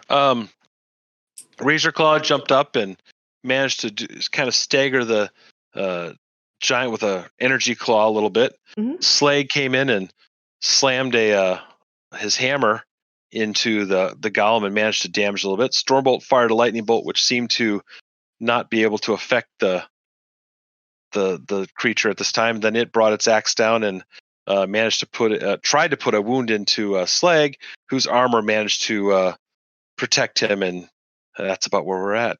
Okay. I would like to try and take his axe away with my telekinesis to start with, and then I'll Okay. beat the snot out of him with his own axe. Is the hope? All right. So that would be So what's an a athletics multi-action roll. penalty? So you're going to try and take his axe away. Yep, and then I'm going to use it to beat him in the face with his own axe. So you're going to try and hit him once with the axe. Mhm. Okay, so that's 2 actions. Your multi-action penalty would be -2. Awesome. So first, to take the axe away will actually be an athletics roll, kind of like wrestling is what that falls under. Mhm. So that's the roll you do to take the axe. Yeah, He against gets him, to- it probably might not be that good at it. So we'll see. Oh well, seriously. Double sixes or double ones? So double sixes. Well, whichever. Broken. And Another 6 and a 3. So keep rolling. exploding dice can make for interesting Another moments. 6 You never know. And and a 3. Yeah. So three sixes and a 3. So 24. So 18, 21. yes, and he gets to resist with his strength. Okay. So he rolls d12. Come on, Snake Eyes. He managed to only roll a 17. He did ace, Woohoo! but not enough. You are actually able to pull the axe out of his hands, Okay. and you may now roll your attack, which would be fighting to hit him with it. Yes, fighting. And I do D12. I'm sorry, you know that. I just my habit Yes. to repeat. I got a 6 and a 5, so the 6 explodes. I got the 6 again. And a 6 again. I feel like I should keep my camera aimed at this because seriously, like, what the heck? So 6 again. Sure. And there's the 2. So 3 6s and a 2 this time, so 20. Okay, You so don't show us anything by showing us your dice tray, Alice. It's Oh, way okay. far away. yeah, Okay, it's I'm fine. sorry. It's you easily hit him, strike Okay. him. You get a additional d6 for your damage. The damage of the axe Is is D12 plus 1. no that. Oh, sorry. Your That's my TK strength using. does- Well, your hold strength, on. your telekinetic strength will Uh-huh. be the strength because it's strength plus d10 for the Mhm. weapon. So yeah, d12 plus 1 plus d10 is the axe. What it does. Okay. So D12 plus D10 plus D6, you said. Yes, correct. Okay, cool.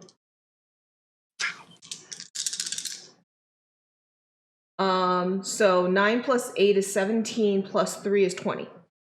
Okay, that's your total. Yes, total is 20. All right, No that explosions. is another. You rip the axe from his hand.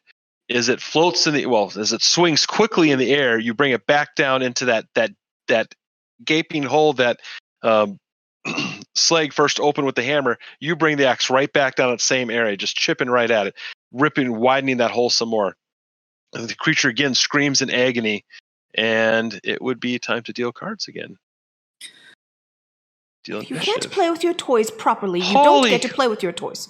Holy crap! Oh, I was supposed to reshuffle before last time. I can't count that. Well, that's Yeah. my fault. We're gonna let it stand because I didn't reshuffle. So I'm supposed to reshuffle the deck every time a Joker is Oh, pulled. I'm sorry. You need to add 1 more damage to that because I didn't add the 1 for the D12 plus 1. So 21 is what I did. Not that it matters much on the 1, but still. What? You did 21. Yes, 21 instead of 20. Because a D12 plus 1 is my base. Let's see, 20. 1 point can mean all the difference in the world. That's It can if true. it puts- I have a it fun can't- story about that later on. I'll tell you. Because Just remind me. every 4 points is a wound. Every raise is a wound, and so That's that true. was 15, 6. It doesn't make a difference in this case, but it could have. Yeah. I'm just gonna let the Joker stand because it's my mistake for not reshuffling. Did I get my will- second card? Oh, don't remind me of that. Sorry, let me do that again. I gotta figure out a way. I gotta click that each time I think to do that. So I do. What's the comment about giving out bennies with Joker? Does it mean that Oh, everyone also That's got a benny 2 last mistakes on my round? part. Thanks for reminding me. Everyone's gonna get 2 bennies because 1 benny for the Oh. last Joker drawn and a benny for this Joker drawn. So that is Okay, correct. So Thank you for I'm back reminding up me. to 7. I'm up to 7 bennies. Yeah. Five. Let's see. So real quick, Okay, I guess I agree. I assume that you I told Well, you I choose stunt a lot. I've been spending them. Come on. I'm like the one just chucking them out. 7, I need these. I use them. 5 for Stormbolt, 6 for Razor Claw, and that's it. Okay, everyone's bennies are adjusted. Everyone's got their Joker, and I assume you're going to use the Jack because you would want to go sooner. Yeah. And so that means that Slag, you go. Okay. I have just 5 because I used 1 benny last round, Um, I think. I mean, I'm counting Razor them Claw? with physical tokens, so Oh, yeah, you used that one. Okay, so then that's correct. I didn't adjust it. There we go. Thank you. I love my dice. I'm just hitting him once because he's already been wounded. I want to make sure that, and both my dice aced. So that would be a 19 on the 2 hit. Okay, so you hit with a raise. You bring your hammer back down to that same spot, just pounding away, trying to break through that weakened area. Okay, so that's D12, 3D6 plus 3. Oh, lots of 1s and 2s. I'm gonna go ahead and spend that Benny and re-roll because if I'm not in double digits with all these dice, then I'm not doing it right. Oh, Sounds much like better. you're doing it wrong a lot. 7, 10, 21 damage. Okay. That is the same result. That's a wound. So did we do 1 before? Yeah, we're 3. Okay. This case is your hammer comes down on it. It seems to shudder a bit more. It takes a step back and actually kind of backs into the wall and puts a hole in the wall, almost stepping on the guy laying on the floor, who's now scooting. He seems to be scooting back away from the fight, trying to get away from this mess. And then it is let me do it this way. It is Mind Witch's turn. Mind Witch. So as he staggers back, what kind of furniture is in this room at the moment? This is a sort of looks to be like a larger sort of meeting room he had in this house for some reason. So you see chairs, a Lamp table or posts? 2. Lamps, post lamps, standing lamps. Not like normal household kind of standing lamp, maybe. Right. Yeah, Okay. nothing of significance. Sure. I'm going to TK up the standing one of the standing lamps, and I'm going to look at the guy and say, "Sorry for the damage," and I'm going to fling it at the big golem. And what it's going to do is it's going to start to bend as it reaches the ankles of this thing, and dunk, dunk, dunk, dunk, dunk, wrap up its ankles so that it cannot continue to retreat. Okay, so you're using a Benny as a stunt to do that kind of in a sense? Yes, I am. Okay. I use bennies a lot, so I'm really glad this character had luck. I'm down to 6. All right, so there you go. That would be a still just we'll do the roll to put it around him. Telekinesis is really doing it, but is that tank? But I bend Kinda the rough. metal around his legs. We're just together. we're gonna use your actual yeah, you do that. If your success will be make your athletics roll to do that. Sure. Your target, that would be Sure the roll. thing. Making me have to think how to roll. 9. Yeah, 9. 9. Okay, and he can attempts to resist with his appropriate ability with his athletics. No, it's straight stat to resist with. And that is athletics falls under agility, which is not his strong suit, of course. That's the hope. Oh, I rolled a D4. Wait, no, I rolled the right thing. Never mind. Yeah. Okay. It starts to wrap around his legs, and you see it he starts to trip a little bit, and he is great with his strength, actually agility roll, but it was his great strength, seems to move one leg forward and pull the bar apart, and it doesn't stop him. Can I Benny to improve my roll or anything like that? You can. Okay, how does that work?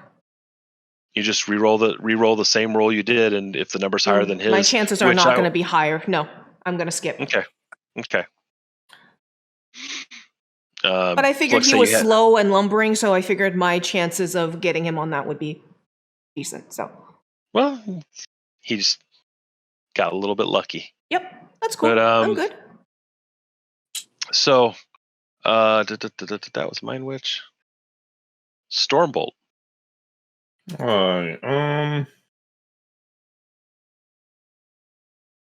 Is there a way that I can set up to aid Razorclaw? I would actually say that right now, something I would suggest to you is you've noticed that they've hammered away at the same hole in the chest multiple times. I guess you could try and either use a blast to, in a way, blind him a little bit. Maybe he sees like a normal person, or you could try and aim for that hole in the chest and think that you have a better shot of doing more damage to it where that hole's been opened up. Those are your two options. I will shoot him then. Okay. So if you're going to shoot towards that hole in the chest that they've kind of hammered and opened up a bit, give yourself +2 to your attack and +2 to your damage if you succeed. Okay, I have an 11 on my attack roll. That's definitely a success, and it's range. That's actually a raise. So you roll an extra d6 for your damage. Okay, 10, 15, 17 with the AP of 4. Okay, so 17 with AP of 4, which reduces him to 11. So that's a success and a raise. Is that with your +2 as well? Yes. Okay. Well, the good news is, as you take aim at that gaping hole and you kind of underhanded fling a lightning bolt right at him, it goes right into that injury that's occurred, and you just see like lightning course all over the body, the eyes glowing. It rages again, and it falls backwards through the wall onto the ground. Yay! Shaking for but a moment as lightning plays all over it, and it seems down for the count. Okay. Yeah. First thing I do is re-enable the entangle and just basically telekinetically start tying him up with the. Yeah, you have no problem doing that since he's not moving at this point. That's not a problem. When it falls, Razorclaw jumps and claws at its face just for good measure.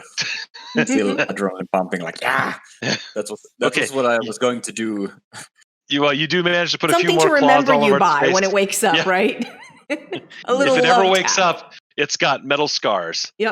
Let me see. I think you finished it off there, Razorclaw. You're okay. I immediately go over to the guy on the ground and reach a hand down for him.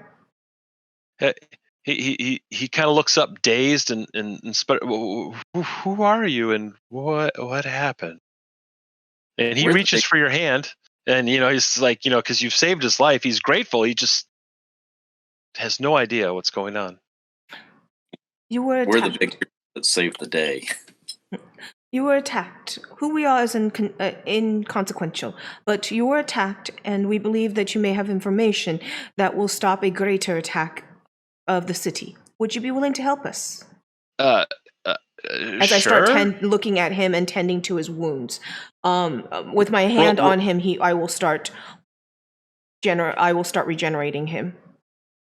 Okay. You seem a little scratched up. Before we talk, let me see what I can do for you. Would you give me permission to heal your wounds? Please. And as you as you're healing him and helping him so much, you persuading him to speak about what he may know. Roll your persuasion roll. You'll get a +2 because he's quite motivated to help you at this point. Sure. 10, including Yeah. +2. No problem. He's, thank you for saving my life. Oh, that beast, that golem just burst through the door. It grabbed me by the neck and it started. The small one kept telling me, "Tell me where the plans are. Tell me where the plans are." And it says, You work for the repository. Yes, and I didn't know what to do, and I pointed to my desk, and it grabbed them, and it disappeared, and then you guys broke in before this thing killed me. And quick question about the setting. Hmm? Are we basically like non-existent people, Shadowrun style, or are we like overt superheroes that people work with? Generally speaking, you are would be like overt superheroes that people would generally work with. Depends on the particular city. This city, heroes are generally liked as long as they don't cause too much damage. Okay, so what's our group's name then? The Storm Riders. Okay, we are the Storm Riders, and we are here to, well, as Slag so eloquently put it, save the day. He looks. He kind of thinks like I might have heard of you. Either way, you saved my life. I'm glad to see you. You're also great. And he kind of looks at Slag and goes, "You're also a big one." And then looks at Razorclaw and goes, "Oh, You should yeah." have heard about us. I mean, we have the element of the storm, the element of the mind, the element of the earth, and the element of surprise. Well, I was surprised. And what do you need to? What can I do to help you? Do you have a second copy of the plans? And what do you do for the repository? I just maintain I help maintain the running of the building and check for security, and oh my god, they have access to all the combinations to open the repository now. That must be what they were after. Right at that moment, you think you hear a noise outside still, and Stormbolt and Slag quickly look to the side and they see something moving out of the corner of their eye, and they dart out the door. Slag, you see two more of these tank-like golems standing there that you don't know where they came from. Both of them grab you and throw you through the building, and then one of them grabs Stormbolt, and they start running as fast as they can. And by the time you recover, somehow they've gotten away. And by the time I get outside, they're already gone. Correct. Okay.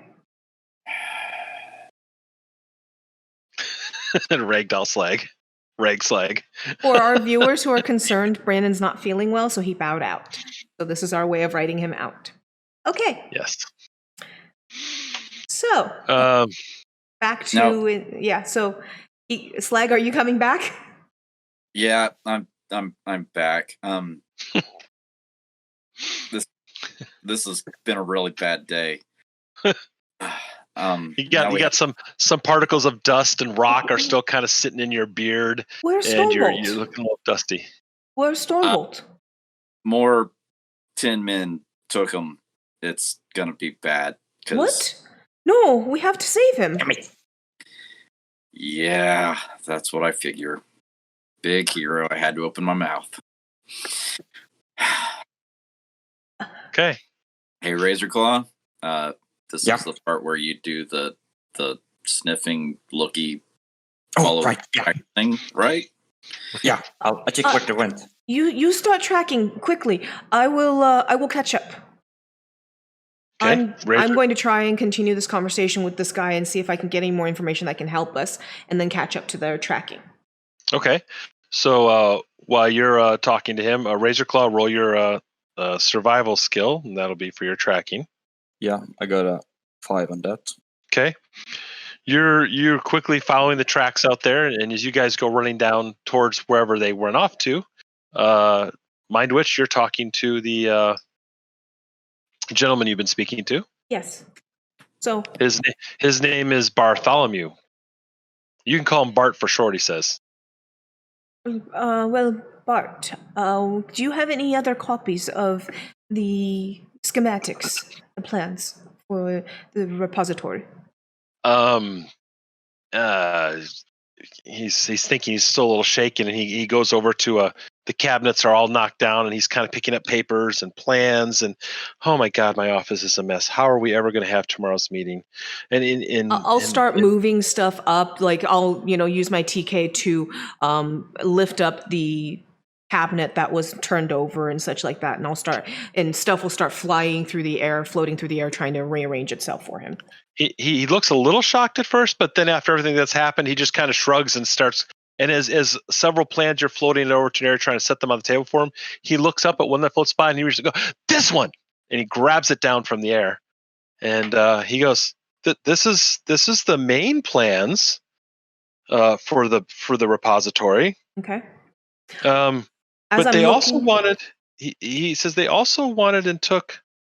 They also took plans for the Legion building and for the Titan Golem. What exactly is it that you do? I'm just planning security. Are you the city compter? Is he what? Are you the city compter? What's that? I'm gonna say yes, but I'm not sure. I've never heard compter that I think of. I think I have the right term. Let me go and just Google that and make sure I have the right term.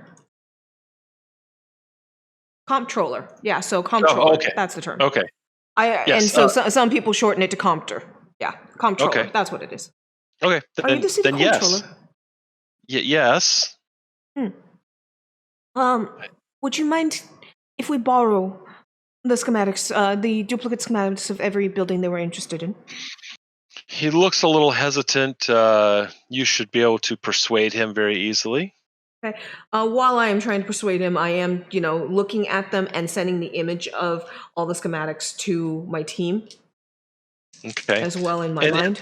It occurs to you while you're doing that you're not able to communicate with Stormbolt anymore, which is very strange and disconcerting to you. Oh dear. I think Stormbolt's been knocked out. We better get to him quickly. He's going to wake up in a very bad mood. That's probably true. If the mental link is a constant back and forth. Yeah, mental link's constantly up. Yeah, so Storm Mind Witch will realize Razor Claw notices that the Iron Golem and the Barracks was where the tracks were at some point. So it's essentially we're maybe running back towards the same place. Okay. So yeah, I rolled a 5 with my +2 on persuasion. I mean, he's very, you saved his life. He's just very grateful to you. He's a little hesitant because this is secure, but at this point, someone needs to do something. The City Watch, he doesn't think can handle these things, and the Legion, we need to tell the Legion. That's what. Yes, take these, but tell the Legion what's going on. The Legion needs to know. We're on our way. So, would Storm Riders be known to the Legionnaires? It's quite possible when you get there. Registered with them as a official hero group? Something like that. Okay. It's quite possible. You guys get back together. You gather up to where the tracks had ended for a minute. Take a look. You can't see where they went again. They've disappeared somehow. Where did they disappear? Did they disappear close to either the? They were running back. They were running back towards where the Legion, the Legions and the Storm Shard repositories. It's in that general direction. But then they disappeared. So whether they were actually going there or somewhere else at that point, you're not sure. Okay. So I'll catch up with them. You catch up with them. You head back towards the. Well, where do you head to? Just tell you where you're going. If we're on the. Let's go to Golems. I think they're going to steal their large crystals or something first. Or maybe the barracks. I don't know.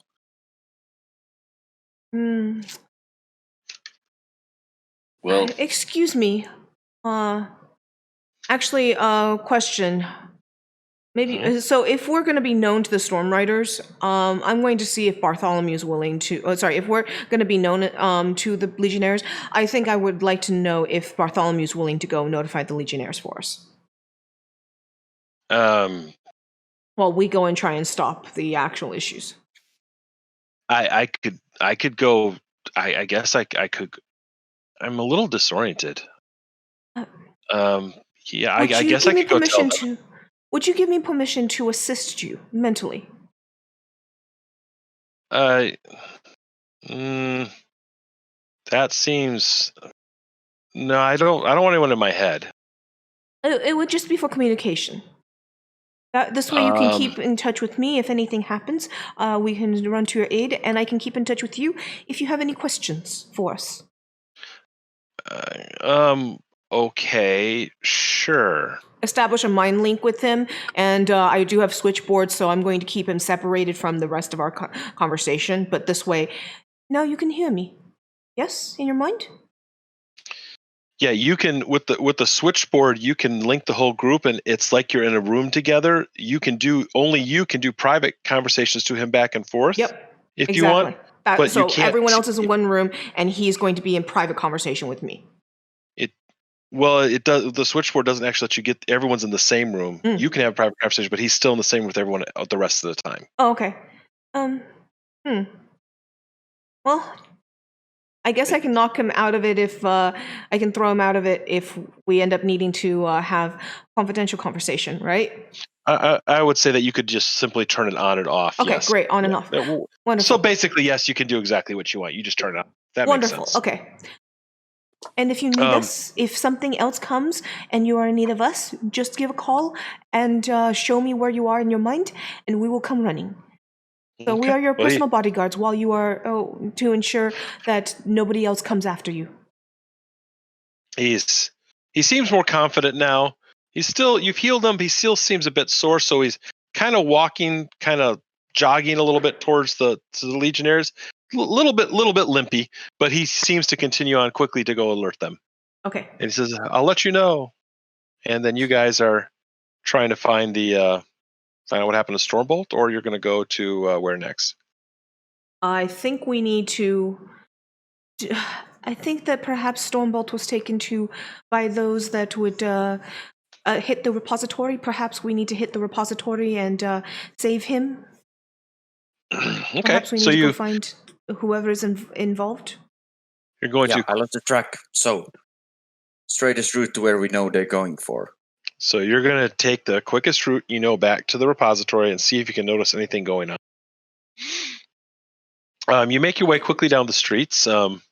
It's at this point it's about 9. It's getting close to lunchtime. The streets are not particularly busy. You see the occasional street vendor hawking some wares or offering you something to eat as you will go by quickly. People friendly greet you. Everyone make me a notice roll, but your penalty is -2.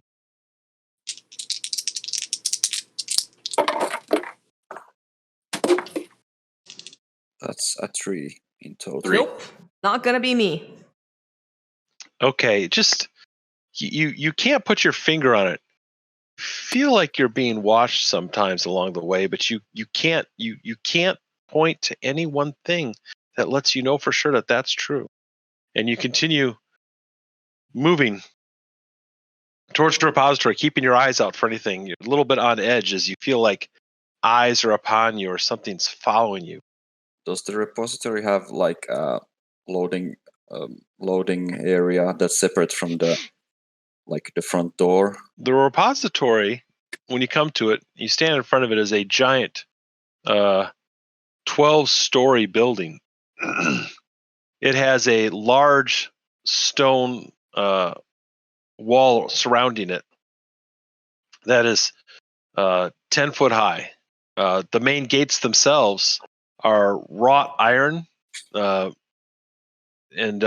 you see on either side of the repository, you see 5 legionnaires standing guard. and you can see through the gates into the repository itself. There's a large, the building itself is large, and it kind of branches out to some smaller attached buildings where people would seem to bring in the shards, and they're somehow stored somewhere inside safely. Is your assumption, since you've never been in there. And nothing seems to be happening at the moment right here. That's what you can see in general. Okay. You said that we feel like we're being watched, so I'm going to activate a power. Okay. And I may need to stunt it to reach out in this capacity, but I have awareness, so I'm going to Zen meditation, and I can sense anything, removing all obscurement penalties, darkness, fog, invisibility, etc.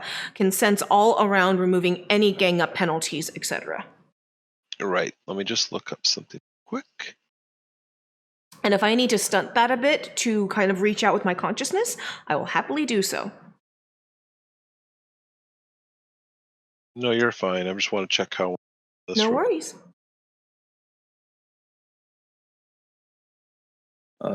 Razor Claw would scatter up to the Legionnaires and tell them to double the guards for the crystals because the golems are coming for them. The guards look at you a bit strangely as you come up and say, the golems are coming. We need more guards. Who are you? We are the one of the Storm Storm Riders. Riders. Their hands kind of go to their swords for a minute. You say you're the Storm Riders. Let's see if they know you. Common knowledge. Several of the guards kind of look like they look at you like Storm Riders, whatever. One was no. I've heard of them. Their leader is Stormbolt. Yeah, Storm Rider Stormbolt. Obviously, yeah, I've heard of them. They're, but what exactly? Where's Stormbolt? I've heard of. He's got some great stories. Where's he was at? Kidnapped by those that we are tracking and those that we are trying to stop. So if Yeah, we find but the people in giant charge, go ahead, Cheetah. You mean Razor Claw. Why am I calling you Cheetah? I'm sorry, that character portrait. Razor Claw. I apologize. Go ahead, Razor Claw. We fought a giant golem, and then then the minions grabbed the Stormbolt, and then they're going for the crystals. So, even if you don't believe us, we're suspecting something is going on. So, double the guards, and we're going to find them. Just precaution, you know. So the Legionnaires, one of them says, "Well, the one of them, the captain of the group's like, I mean, it can't hurt. I mean, I've heard of the Storm Riders, and things are this. It's very possible. Let's just call a few other guards up here just to make sure. Then we'll investigate further." So he sends one off towards the Legion's barracks. Yeah, at the same time, the schematics have been stolen for the building, so someone might break in. Oh yeah, that's the second point. Okay. Good to know. And he kind of looks around a little bit, still his hand occasionally going back and forth to his sword as he kind of surveys the area. And Mind Witch, as you expand your awareness, looking around, trying to see and notice anything, make a notice roll now. Sure. You're not having you're not at a disadvantage anymore. 8. Okay. Without the disadvantage and you're a little more attentive, knowing something's going on, you look up towards one of the corners of the buildings. You see what looks like, and you look at a little closer, and you realize it looks like a small gargoyle-like creature made of, funny enough, stone. But you can tell that this one is not actually a gargoyle put on the building. It's actually a moving creature. And you notice that it sees you notice it. I'm going to be very careful. Well, I was trying to make sure that I was not looking up at it, but just continue looking around very, and like still looking very quizzical, trying to figure it out. In my mind, I blast it to our team, and then I send it, and like looking like just keep looking around, looking quizzically, and then in my mind, at that moment, I am blasting the image of that particular gargoyle to my team and tell them don't look up, and then I blast an image of me throwing Cheetah at it and ask, not Cheetah, Razorclaw, blasting Razorclaw at it and ask her if she's okay with that. She's Okay, She I nods. lift Razorclaw and shoot her at it. Okay. First, let me give a chance to see if the creature noticed what you're doing. It does not. It's observant, but it didn't expect that. Okay. Okay. And I will send and Slag. Are you okay with being sent at hurling at things? Cheetah lands at her feet. Okay, cool. I will hurl Slag at it as well. All right. You will. Cheetah's not much of a problem. You might need to make a strength check with your telekinesis to actually hurl Slag. That's fine. He's heavy. Well, it depends. Slag, are you going to be large or not? One of these things. Heck yeah, I'm going to be large. Okay. So just so I know, D12? that's fine. So Okay. give me a moment here. Let me first deal some initiative. That creature, which I'll just name, is Gargoyle. My D6 exploded twice, so I've got a 13 on the strength check. My D12 failed. That creature is actually going to be surprised, so it won't actually for the first round. So we got the element of surprise. You get the Yay! element of surprise. Razorclaw yes. and Slag So- get shot up. Okay. Yeah. Triple out. Okay, so it's perfect too because Mind Witch technically doesn't go till last. So you guys here's how it works. Since she technically goes last, you're just holding your actions until she goes because you're going to be flung into the air, and then you'll take your actions. Okay. Mhm. Sounds great. Yep. And we enter normal in it. You That's perfect because I'm sending Razorclaw first because I know Uh-huh. she's always okay with being thrown around, and Yeah. then I'm sending Slag, Yeah. and Slag's like happy to be thrown. that reminds me of the. Did you ever read a lot of X-Men comics? Real quick side note. Depends on what you mean by a lot. Brandon Okay, well- is the X-Men super fanatic in this household, so I both of us read a lot of comics, so I cannot quote the way that he can. Well, I'll Colossus used to pick up Wolverine and he'd throw him at an enemy and Yes, call it a fastball lot. special. Yes. You just remind me of the fastball special is what you Fastball just. special is very common. Yes. Yes, so that's one of my favorite Our- things I remember when I used to read them. Razor does have regeneration, so if you kind of miss it, Yes, it's okay. fine. No, I know. Slide Well, against the it's- wall, you'll be fine. Okay, so You're totally Mine- the Wolverine in this. I might start accidentally calling you Wolverine now. But Razorclaw gets shot up and her hands are out and ready. so we'll count that as a death from above leap from you, Razorclaw, just so yes. you're aware. And then Mind Witch, go ahead and roll your it's throwing, so it falls under athletics because you're actually throwing them. Okay. So that's your skill roll to throw them. You're throwing both of them in the same round, so that will be a multi-action penalty of -2. Okay. 7 on Cheetah on Razorclaw. That's fine. And that one exploded. I 9 want to see double on ones for throwing slag. 9 on the Slag. Okay, because that would have been funny. All right. So Razorclaw, it is your turn. You are flung through the air. You know what's coming. You're suddenly leaping through the air, claws raised, and at the last second, as you're launching through the air, the gargoyle creature looks up, and a look of horror comes over its face, and it tries to cower back as your claws come down, and you roll your attack. So how high up in the air? This is about we'll say it's about a story up. It's about 12 feet. It was just on okay, like a first like a little corner of a building nearby, kind of watching from the side. What kind of size was the golem? This is a gargoyle, Yeah, although gargoyle. it's actually a golem because it's an animated statue. It would be the same Okay, thing, right, but it's about 5 feet tall if it were to stand all the way up and not be hunched down like it is. So it's in the normal humanoid size range. Yeah. So as Razorclaw flies through the air and attacks, she'll go for the limbs and try to get it to loosen its grip and fall down. Okay. So I'll roll an attack on that, and that wasn't too great. That was 3, and then I had +2 for it being leap from above. So that's a 5 That was your total. You get +2 to the damage, but not to your attack. Okay, right. Then I have 3 on the first attack. Okay, so the first you're flying through the air, and it's kind of hard to get your grips. Your first attack misses wildly. Were you attacking more than one attack? Yeah, I'll continue just claw at its arms and legs. Okay. So then I have 2 more attacks, and that's the second one is 6. Okay, that will hit it. Oh yes, great. Then the damage will be 3d6 from my energy claws because I obviously activated them in the air.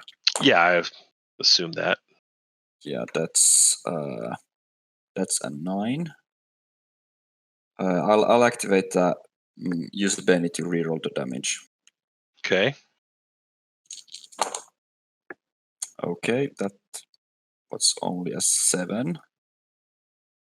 So do I have to keep the new damage, or I'm sorry. What was your final damage on this? You rerolled the damage, and what is it? the new damage was 7. The original was 9. Okay. Yeah. And I assume I can use only 1 Benny to on the damage. No, you can keep spending bennies. There's not. You can spend them till they're gone. Oh well, I'll use second Benny to reroll. Okay, so that puts you at 3 bennies now, correct? Okay. Yeah. Okay. Well, no, it's a 9 again. Okay. Okay, fine. We'll go with that. So, 9. Yeah, is best. Well, you still got that attack. That kind of seems to shake it a bit. But you've done 2 attacks. You have a third attack. Yeah, I'll continue just clawing away at its arms, so it will let go, and that's just a 3. So probably a miss. And don't forget, they're time walking me. They get 2 actions because my action on my turn was to throw them. Right. Wait, what? Time walk. We got the surprise round. Oh well, yeah. Okay. But what was your third attack? That was a 3. 3. Okay, so your third attack missed. So you've managed to scratch it a bit, and you've shaken it a little bit. And just as you come up, you bring your one claw up and swing wildly as you go through the air. Your second claw kind of comes across its chest a little bit as you try to get its arm, but you don't quite get where you want, and you damage it a little bit. And your third claw kind of misses, and you make an agility check to land safely on the building. Oh, I was going to. Okay. No, what do you want to do? Tell me what you want to do. I was like, the point was to claw at its arm and to get it let it go. Right. And if I wouldn't, if I didn't manage that, I would just keep stuck to it and just like keep it occupied. So I'd want to grab onto it and like. Well, you'd have to at least land on the building, otherwise you'll just fall back to the ground. So you can still be doing what you're doing, but you got to land on the building to keep doing that. Okay, so I roll agility. Mm-hmm. That is actually your roll your actual agility. Actually, isn't it actually athletics? Isn't that correct? Yeah, I have. Athletics. Yeah, roll your athletics and your wild dice. That would be under athletics. Yeah, that's the same. And that's a 5. Okay, you manage to you land on the building and continue your attacks as you move slightly out of the way because you know the big giant rock that's coming through the air behind you. And there you go, a giant flying rock called Slag. 8 hit. Yes. Okay. It's not a raise, but it's a hit. All right. So wait, where did I end up? So the building is kind of like the creature was standing in the corner of a roof, basically. When you landed, you swung at it, you kind of like landed, you're kind of like a little bit behind it. You actually took on the building, and you're still clawing at it, attacking it. Okay, good. Right. AP2.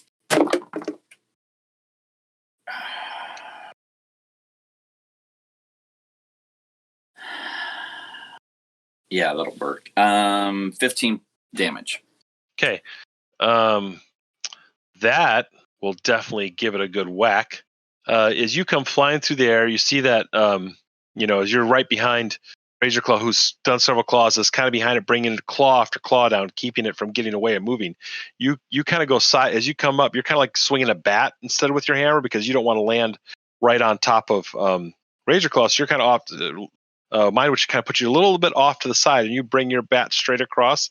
And as you do that, Razor Claw kind of ducks to the side, and you bring that hammer, kind of in a downward and then upward hook right underneath it, smashing into it, and the gargoyle-like creature smashes into a dozen pieces of rubble across the top of the building. Make an agility check to land safely on the building, and that goes swirling across the top. Sorry, athletics. Can I just be cool and call it okay? All right, rolling. Might not. All right. Oh, hey, I got a 5. I'm happy. All right, you kind of land solid on your 2 giant feet there, and at your feet is a couple of pieces of rubble and a dead quote unquote gargoyle / golem. Got us all softened up by Razor Claw for you.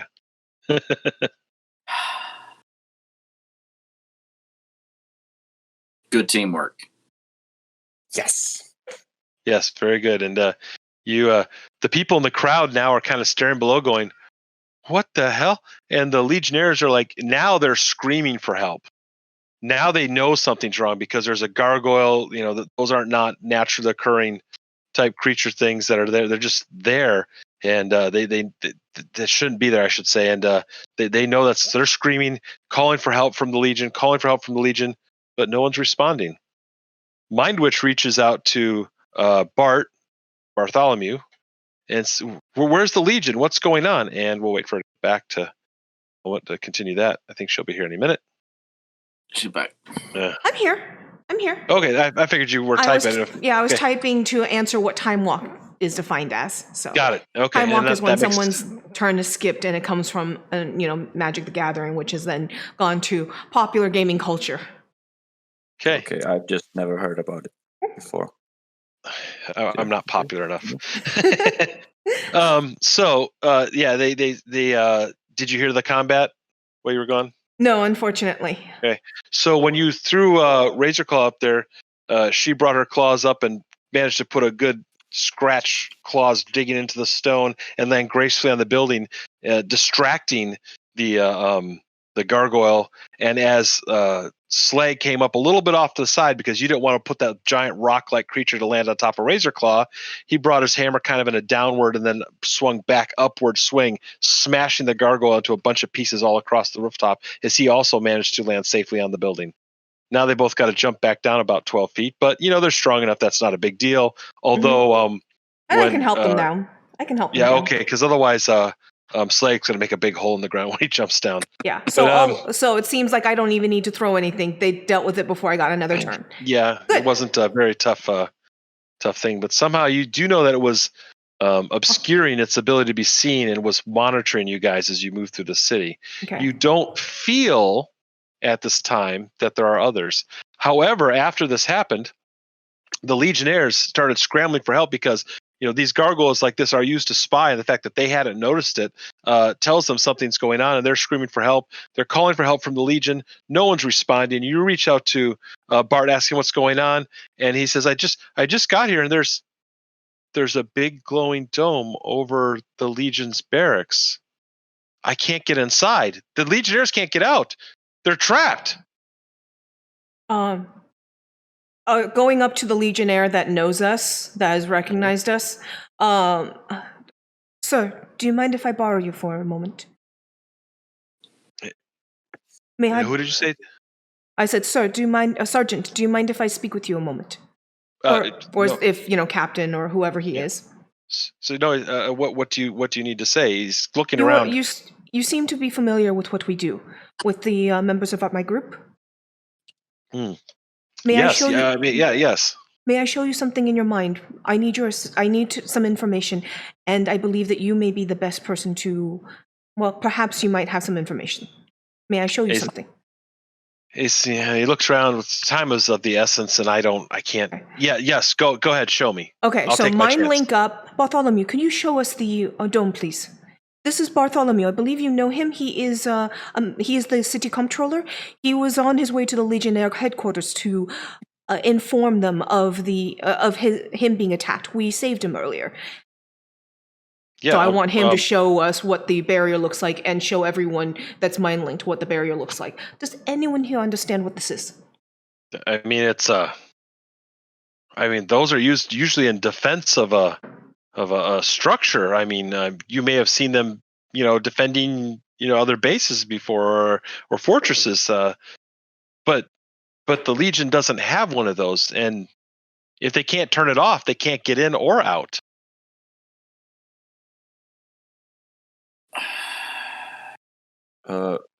Raise And it and claw.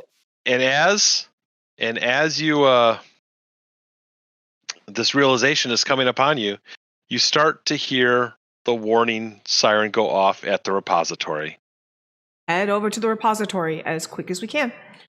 Well, you're not staying that far from it, and as you do that, you see it seems like the air ripples inside the gates, and Yeah. out steps several golems from seemingly nowhere, and you see two more of those, we call, for lack of a better term, these tank-like golems. So you think of them as tank golems. And you see four smaller ones that seem to have arms that look like arc cannons, taking up a position, and they start to fire on the guards. And you is your awareness still up, or did you let it go down? My awareness is still up. Okay, make me a notice roll, and only you. Double 4s. Okay, so that's a success. You see at where the sort of like where they rippled into the air, kind of came there, standing off to the side now, which you can tell that it's sort of when you see the heat come off the ground, that kind of waviness. It's so you can tell there's sort of a protection going to make it so he can't be seen. You see a third type of golem standing there, looking to be made out of glass, commanding them, and the two and pointing to the repository. The two tank-like golems charge it, and then we should have initiative now. But that's the situation. Let's me go add these to new initiatives. guys. Woohoo! See, Time to be great big heroes. golems, and then we need one more for the. Well, the Legionnaires that didn't know us before this fight are going to know us after this fight. Yeah, your name will spread far and wide. Let's deal initiative. Why did it not deal them? Okay, I gotta change that. And let's just read. Let me just reshuffle and deal. So we got 1, 2. Woohoo! Okay, good. There, it's all there. Okay, everyone's there. So, Mind Witch, you are first. Now, with the way you have it, let me set myself up so I can keep track of this for the fight, because it's more than one or two. Just give me a moment here. Good old-fashioned pen and paper for this moment.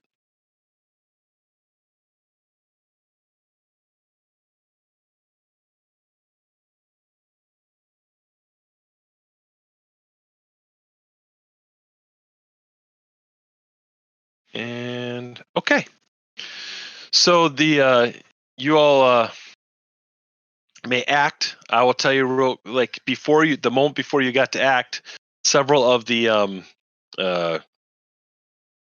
for lack of a better term, you call them archer golems, because they seem to be firing, and they fire their cannons, knocking the guards inside, are knocked back, knocked down, unconscious, disabled, out of it. They're not able to respond, and now it is your turn.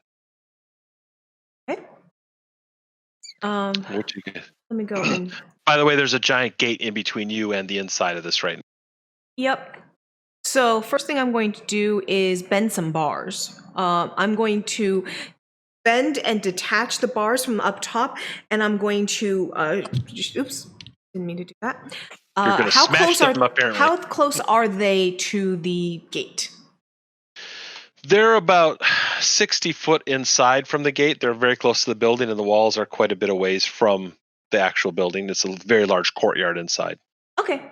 So yeah, I will bend the bars of the gate open and detach 2 bars and fling them towards the building, because I'll be using them later. But that's the first thing I'm doing, is opening a way for us and running through. Okay. In fact, actually, you know what? I know Cheetah's always good with me throwing her, and apparently Slag's pretty good with that. It's just that Slag's a little heavier. So I'm going to throw them ahead of me, so I'll take the 2 action penalty and throw them through once that's open. Okay, so you're basically taking 3 actions: opening Yep. the hole for you, Yes. and tossing them. Yes. So that will be a -4 to any rolls. Sure. You know what? I'll just toss one of them right now. I'll toss Slag. Okay. And then I'll can you move and take an action in this game, or is it move or take action? You can do either. Your total movement is by the time your action's done. So yeah, your Okay, I'll turn, be you can do because either. I'm going to be moving through at the same time. So yeah, Now, I'll throw Slag. one thing to remind you real quick. Mhm. Razor Claw could easily jump over this gate. Yeah, I realize that, and that's exactly well. She can jump over it, or she can run through. She's much faster than Slag, which is why I said I'll throw Slag. I was kind of reminding Razor Claw. Okay, between the choice, I am definitely taking sending Slag. Okay, so it's just -2 if you're doing 2 actions. Then. Okay. 6 + 6 + 5 is 17, so -2 is 15. Yeah, is that to open the gate and throw the stuff over? Okay, That's you to open the easily succeed. That's not a problem. You rip a couple of bars off, you toss them aside for later. And it's a 9 on my D12, so 10 on throwing Slag. Okay, you toss Slag over the wall, and he lands with a thud, and then you are able to step through the gates or whatever you decide to do. Yeah.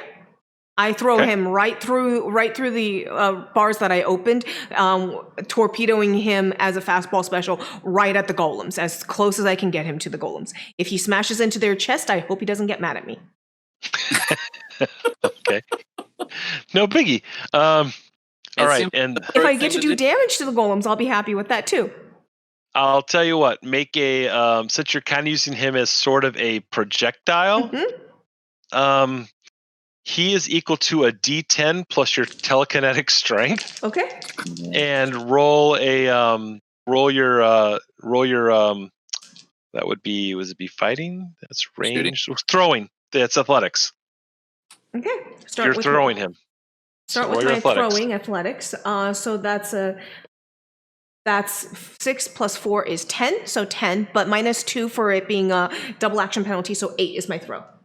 Yep. So you still managed to throw him. You throw him right into one of the tank golems. Okay. Because and I do my damage. Do your damage. Now, and wild die occurs for damage as well? I'm sorry? Wild die is included in damage as well, D6? No. Okay, you just roll the damage. Cool beans. That's it. Because they can all ace anyway, so. Okay. 8 + 5 is 13. So 14 damage. 14 damage. All right, now, Slag, roll me roll 2d6 for me. Slag, you don't mind when I do that to you, do you? Oh no! Okay, good. No, it's a very heroic thing to do. So 9.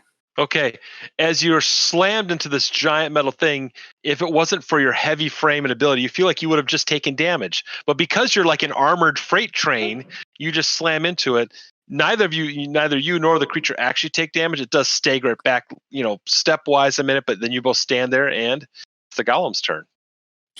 Oh dear. You are thrown into one of the tank golems. Lucky you. And it decides to attack you, of course, because why wouldn't it? There's legionnaires. There's plenty of legionnaires. You mean all the ones that are knocked down and stunned on the ground there, that the other legionnaires are rushing up to save and get out of the way of these massive beast-like creatures? Yes, they're there. Okay, that wasn't very heroic of me. Okay. No, it wasn't. That's okay. We'll see if you live. I mean, yeah. Oh, wow. That is a miss. The other tank golem's not near you, fortunately. 2 of the archer golems, on the other hand, one of them will shoot at you. They just kind of notice you. And what is their chance to shoot you? Let's see. D4 -2. Wow, they're all D10 plus D10. No, just kidding. Actually, it misses. And just for good measure, the other one will shoot at you. No, I said I wasn't going to do that, so I'm not going to do that. And lucky because I aced on both. Can't cheat. Let's see, and that leaves this other one. Oh yes. Now the one that only you can see, Mind Witch. Yes. You see that one seems very. If a golem can be angry, this one is angry. It looks and it points at it sees Slag slammed to the ground, and it sees Razorclaw coming through the air, right behind, and it points its sword at that area, and all of a sudden rocks and debris and everything seems to pummel the air and be flinging at just Slag and Razorclaw. It's like it's summoning all the rocks and debris it's tearing out of the ground and using them as an attack. And let's see, that would be, where is my, there we go. Let's roll and see what happens. Oh, barely. All right, so all right, I need you to both Slag and Razorclaw are struck. Slag on the ground, and since Razorclaw was in midair yet, are being flung back by these rocks and such. You're pushed back 6 whole feet, Slag, because you're heavy. And Razorclaw, your leap through the air sends you back hurtling to the ground, and you take maybe. Ooh, we aced twice on 2 4s. That's 8, 9, 10, 11, another 4, 15. 17. What is your toughness? 7. 17. So that's a hit, and would that only be 1 raise? So I rolled 17, right? Yeah. What was the raise thing? It's a 10. Because I did enough damage to be above your toughness by 1. 2 raises. 2 raises. Okay, so you're flung to the ground, and you strike the ground so hard as this blast of rock and stuff hits you that you actually take 2 wounds and you're shaken. You can soak that. Well, yeah, it's now you have a choice, and I'll tell you how I think you're going to want to do it because I'll explain why. But you could spend a Benny to not be shaken now, okay? I have combat reflexes, so I could. But I'm better than average on recovering. But I was gonna say it's also about to be your turn, which on the beginning of your turn you get to roll anyway. So I would roll on your turn first. Yeah, if you fail, I would then spend the Benny. So that now it makes more sense to do it that way. Yep. So it's your turn. So I'd roll a spirit to see if I recover from being shaken. Yes. And that's not counting as an action. No, it's just an automatic. It's just a reaction. It doesn't count against. Right. So spirit 6.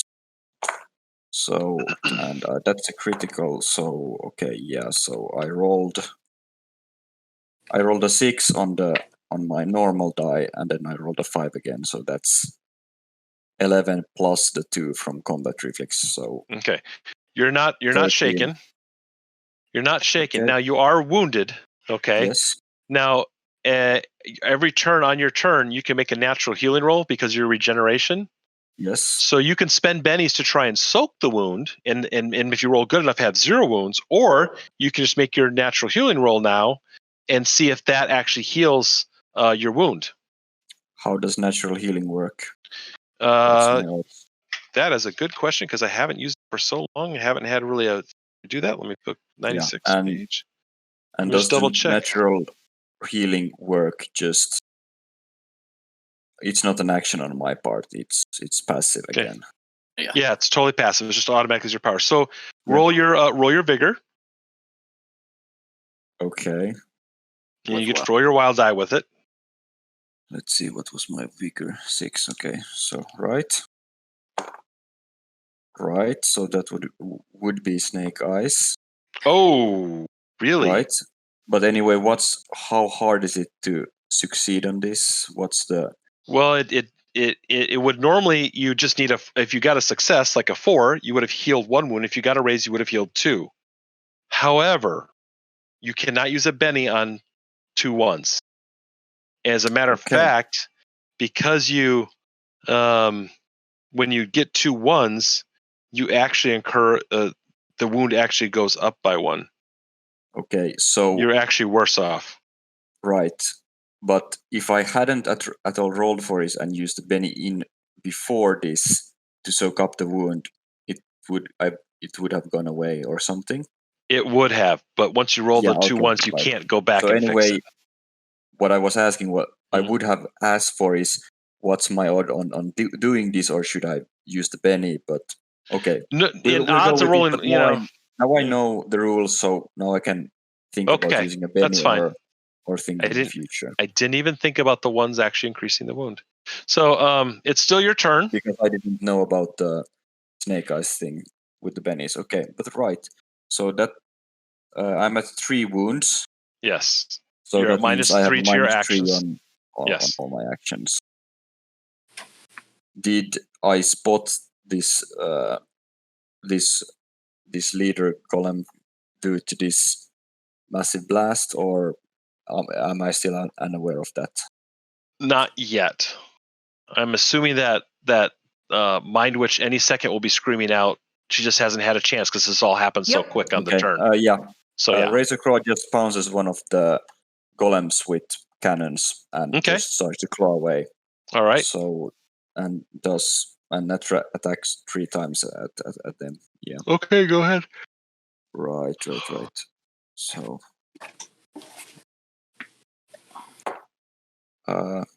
that's a 2 on the first attack, a 6 on the second attack. Does it Okay. hit? That 6 will actually 6 will hit. No. 3. No? Sorry. Oh, 3. 6 Oh, okay. Okay. minus Sorry. 3, yeah. And then the last one is also a 3. Okay. So yeah. So yeah, that will. Sorry, let me fix something here. Yeah. Okay, So, what that with the 3 and the either way you missed. You didn't get you would need a total of 4 basically to hit, so you missed. Okay, so how does wounds and things like this work? I'm at 3 wounds. Mm-hmm. If I get more wounds, what happens? What's if you get a 4th wound, you will be incapacitated. 5th wound would kill you. Okay. It is Slag's turn. I wish I had healing. Well, you can smash things. Yeah, I'm gonna go ahead and smash the. This would be a good time to remind you of things where you can do things such as power stunts, smash the ground, affect an area. Mm-hmm. Things like that can help you take on more bad guys than just one. And don't forget, I have 2 big metal rods right next to you also. If you want to go Ginsu on them with and pick them up, then power stunt something with that. Yep. So you have options. Don't think of just straight up smash. Just, Oh yeah. By the way, I have one of the things called frenzy. Roll a second fight die with 1 melee attack per turn. What's that? What's that about? You would have got you would have been able to. Basically, it's a second roll for the same attack. It's a free attack. I'm sorry, I forgot. I don't remember everyone's abilities after I write them out. So, Okay, you would have basically you get a free part of attack basically. Okay. It's the same attack, so it's not extra attacks. It's you just take the best roll on that attack. Since we haven't really started Slag's turn, why don't you just roll one more time? Okay, so that means I rolled D8 for you don't re-roll the wild die. You just re-roll the fighting die. Yeah. So that's for 1 single attack, and that'll be a 7 minus 3, so 4. That's a success. Oh, that's success. That means you hit and you may not do damage. Yeah. Do we have a? Does the wound penalty also apply to damage? It's to trait rolls, is it not? So it should affect the actual. So just basically take away 3. Well, no more than whatever the max the strength dice rolls, but yes. So if you roll 1, it's not going to take away more, but it could reduce the damage of the strength. Yes. Okay, so I rolled 3 on the strength one. Okay, die. so that one basically is negated. You still roll Okay, your yeah. The you still rest roll is your 7. claws. So a 7 in total damage. A 7 in total for damage on these guys is non-effective. But Okay. So back to you, Slag. What are you going to do? I'm gonna. Do I have?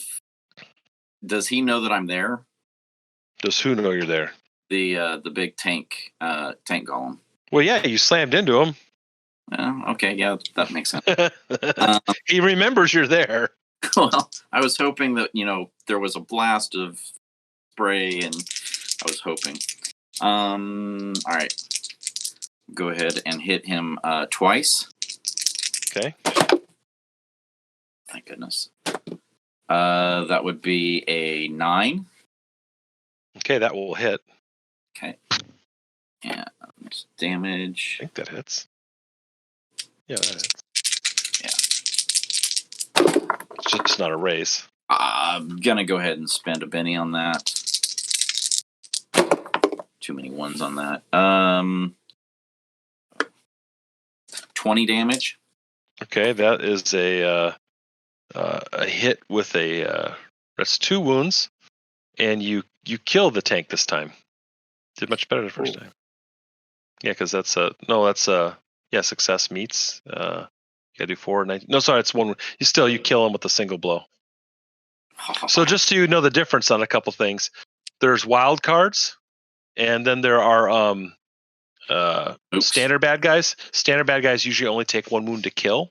So if they're shaken twice, that becomes a wound, they die, or 1 wound kills them. You don't always have to do multiple wounds to kill your standard bad guy. So the first one you fought earlier was a wild card, which makes them a little tougher.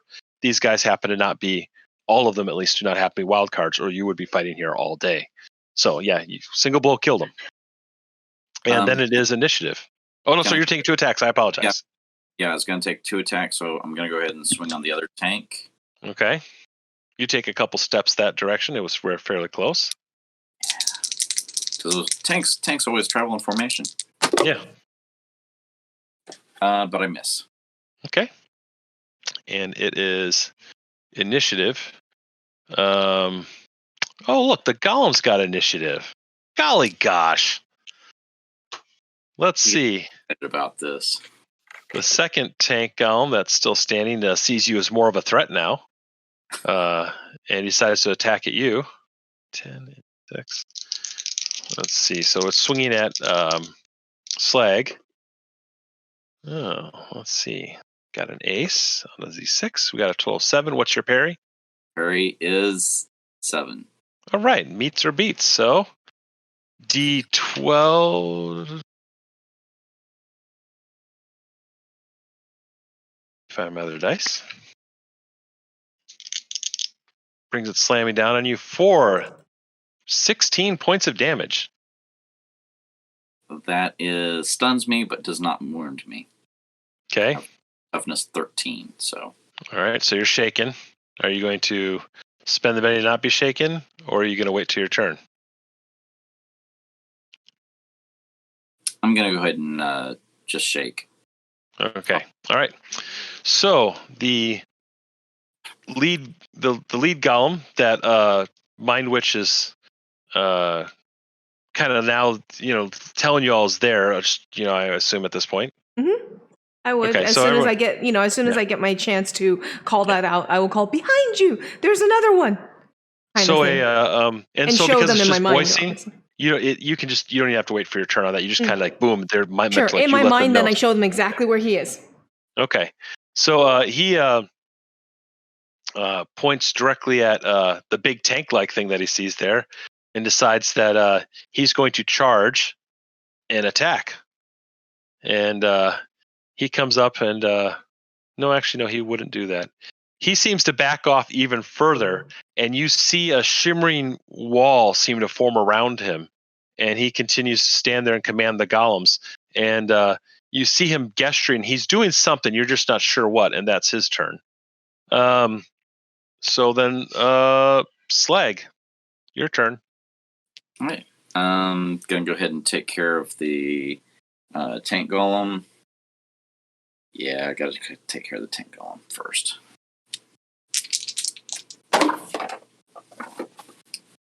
Oh. 12 to hit. Okay, that'll hit. Does that give me a raise?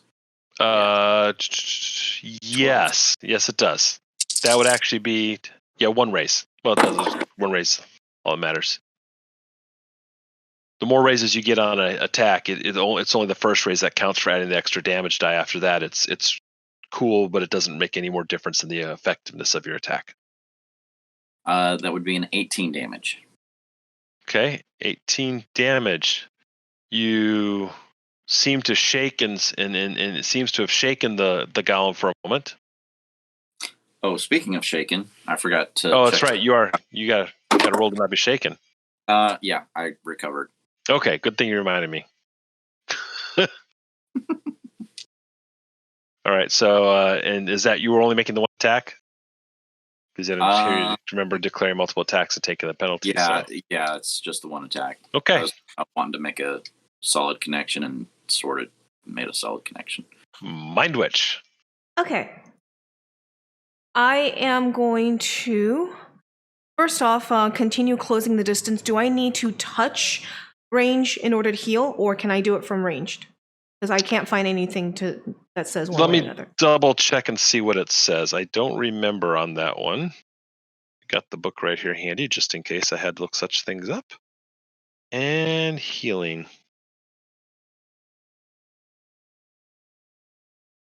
Must be in contact. Now, what I will say is, I would count telekinesis as being in contact, multi-action penalty, or you can spend a Benny and use a power stunt that you heal through the telekinesis. That would make sense to me. Okay, because whichever you choose. I'm concerned that Razor Claw is kind of bad, so I'm going to use a Benny. Okay. And I will reach out and touch Razor Claw in my mind and heal her. And I am going to be using a multi-action penalty because I'm going to be doing a second action as well. But my first action is going to be to heal her. So I get to roll a spirit roll, which is a D8 for me and a D6. Yes. That is a 4. That is a success. Okay. And with a success, you will heal 1 wound on Razor Claw. Okay. Fantastic. I healed her 1 wound. And does she look okay? Does she look better? She looks visibly better. She seems to be she is no longer shaken attack even, but she's still hurt. Okay. I'm guessing that these guys have pretty low spirits, so I am going to attack them because my TK says that they will get to resist using spirit to resist me. So I am going to take those 2 metal rods, I'm going to lift it up, and they're near the building, you said, right? Fairly near, yes. Is there any sort of, is there anything outside the building that's attached to the building of any sort for security? Like shorter wing walls and guard towers and such? Yeah, exactly. Yes, there are. Great. So I am going to take the neck of one of the golems. I'm going to bend the bar around the neck and in through the tower. Mm-hmm. So that's what I'm going to do. So in the guard tower where there's the window out to the outside world, and they had started alarms and all that, in that opening, I'm going to take the guy's neck and bend the bar around it to attach him to the tower. Sure. Yeah, go ahead. Okay. Ooh! Both 8 and 6, so I get to explodey. I got a 6 again, so 6 is continuing. So this is an archer golem you're trying to grab, right? Yes. Okay. And basically, and then, plaster his face against it. So 6 times 2 is 12, 17. And my 8 plus 7 is 15. So yeah, 17 is what I get. The bar 15. The bar reaches out, wraps around its neck, and as it's pulling it towards it, he's instead of like facing out with its arms still free, it's actually got its neck pulled in so much so its front of its chest is against the wall, so it can't really turn and shoot. And you've at least for the moment disabled one of them to where they cannot be effective in the fight. Great. And you tie it nice and tight, and and it's opposed against their spirit, so hopefully their spirit sucks on this. And I am done with my 2 actions. I can't wait to start beating on them. I get closer so that I can next turn, I'm getting ready to beat on something. But right now I think that we need to get some battlefield control going because we're outnumbered. And now it's Razorclaw, it is your turn, and you may roll a natural healing roll. Yeah, okay, questions about the natural healing roll. So, Mhm. does the levels of power have does it mean anything? Like, my regeneration is level 5 power. That's why you can roll that's why you roll every single round versus days or weeks. Right, okay. So, second question, can I, with the Benny superpower, the regeneration, You could use a Benny to roll better. Unless you roll 2 1s, you can almost always use a Benny to better the roll. So you can make the roll and see how it turns out, and then if it doesn't turn out well, re-roll with the Benny. Yeah, okay. I just think it's interesting that the natural roll can result in my wounds actually getting worse. So yeah, that's the benefit of negative. That's the benefit of magical healing in Savage Worlds in supers. If you have magical healing, is his a healing skill or is his a natural healing regeneration? He's regenerates. And he doesn't get the chance, then it can't get worse. That's the penalty of the healing skill. The healing skill, when you can never make yourself worse with magical healing or regeneration, only the healing skill has a chance of making people worse when trying. Yeah. She's probably right. I was reading the natural healing. I just looked it up. Yeah. Yeah, because you make the natural healing roll. So really what happens is Worst case, nothing happens. you didn't get worse. So what that would mean is you didn't have 3, you had 2. She healed you of 1, so you only have 1 wound. Cool. So right now. Yeah, So and he should probably get that Benny back because he did, that he spent on it earlier. I think he spent 1. No, he didn't get to spend the Benny because it was 2 1s, so I didn't let him spend a Benny. Yeah. So yeah, But you can't make yourself worse so- unless you're rolling the skill. And the skill, that's the whole point of why natural healing or magical healing is worth taking, so that you don't kill people. Maybe I wanted him to die. No, I wasn't. I was reading too quick. I haven't done natural healing in a while. So go ahead. You're at 1 wound right now, and you can roll your natural healing roll, and you can't get worse. That's true. Okay, good. That's what I want. Of course, if it's like Wolverine, it's probably like painful if he rolls snake eyes on his natural. Yeah, like me, it's hurting as he heals, but he just doesn't heal. So I rolled. Do I have a penalty? Do I have the wound penalty to this natural healing roll? No, it doesn't make sense to me in that particular case. Good. Okay, right. So I rolled a 3 and a 2. That's not successful. You do need a 4. Okay, I'll use a Benny to. Okay. And I'm going to give you a Benny for not being upset at being wounded, so it's negated. net zero bennies on that. So go ahead and re-roll. Okay. Because you're like you took. I had a good poker face. Okay, so yeah, I know inside as a player I'm going, that makes absolutely no sense. And after I even said, I was like, that doesn't really make sense to me. What am I doing wrong? But I'll just keep rolling with it right now and see how it goes. So yeah. So no, that's fine. I've got a 5. Okay, you succeed. You are now at 0. You're at 0 wounds. You're completely healed. Good. Now and it's your turn to kick ass, hopefully. Yeah. So after doing jumping and getting over the initial shock, the adrenaline and healing kicks in, and she I was attacking one of the archer golems, so she continues just clawing away at the closest one. All right, go ahead. With a real frenzy. So let's see, it's 7 on the first one. Okay. That's a success. That's a success. And that would be a total of 7 damage. How? Okay, yeah, that won't hurt him. No, I thought your claws would just. The rolls are not doing well for you on your rolls. How many No, dice I are you rolling mean, for damage? 3d6. And Okay, then I just have roll. Just rolled low. Okay. Yeah, I rolled low. Okay, so no Okay. damage on that. Second. Oh, that's critical. That's 9 on attack. Okay, that's a successful hit. Good. And then let's. Ooh, much better. So damage doesn't have any exploding. Yes, damage always explodes. Okay, good. Yeah, Because I rolled was five- like, you got 3 5, dicks, 4, so 6. 6 has got to explode. Yeah. Ooh, that's also. Okay, so I got 2 6s. Okay, No, a 6, and it exploded again. And on the third roll, it was a 4. So that's total that's of the 16. 6. Yeah, And then the 2 other dice adds a 9. So that's 25.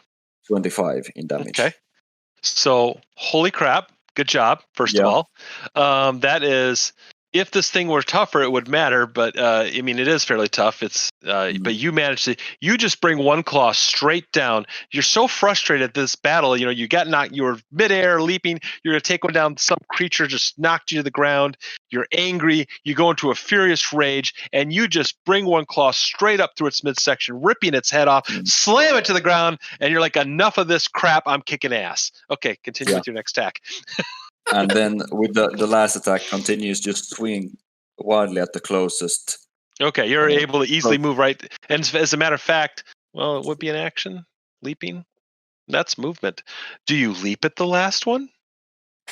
Yeah, I'd leap at the last one. I figured you would. So you're leaping through the air. Roll The your one that's attack. battlefield controlled and like neck neck all tied up. This is gonna be fun to and watch. now I'll use my frenzy to reroll my attack roll. Okay. Because I just got a 4. No, I got a 4. And you want to try for better. Okay. Yeah. Oh, nice. That was exploding. So Okay, even better. that's an exploding again. So that was 16 plus 5. 21 to hit. All right. Yeah, you're just bringing that claw. Now, are you attacking the one that she tied up or the other one that's standing free? That's the only thing I need to know. The closest one.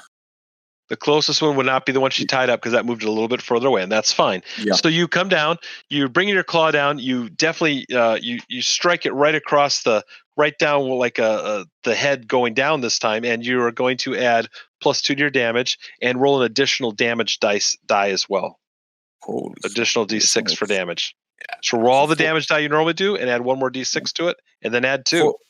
4d6 plus 2. Yes. Which will be quite a lot. Okay. Come on, Not ace too on much, some of those. actually. Let's see. That's actually just 9. Okay. You I can think choose I'd want to. Yeah, I'll use Benny to reroll this. Okay. Cool. You have 2 bennies now. Go ahead and roll again. No, that's better. Now I actually got. So on the smaller dice plus the bonus, that's 9, and then I rolled a 6 on my one of them. That's continued, so that's a total of 9 plus 2, 11 plus that's 17 in damage. Oh yeah.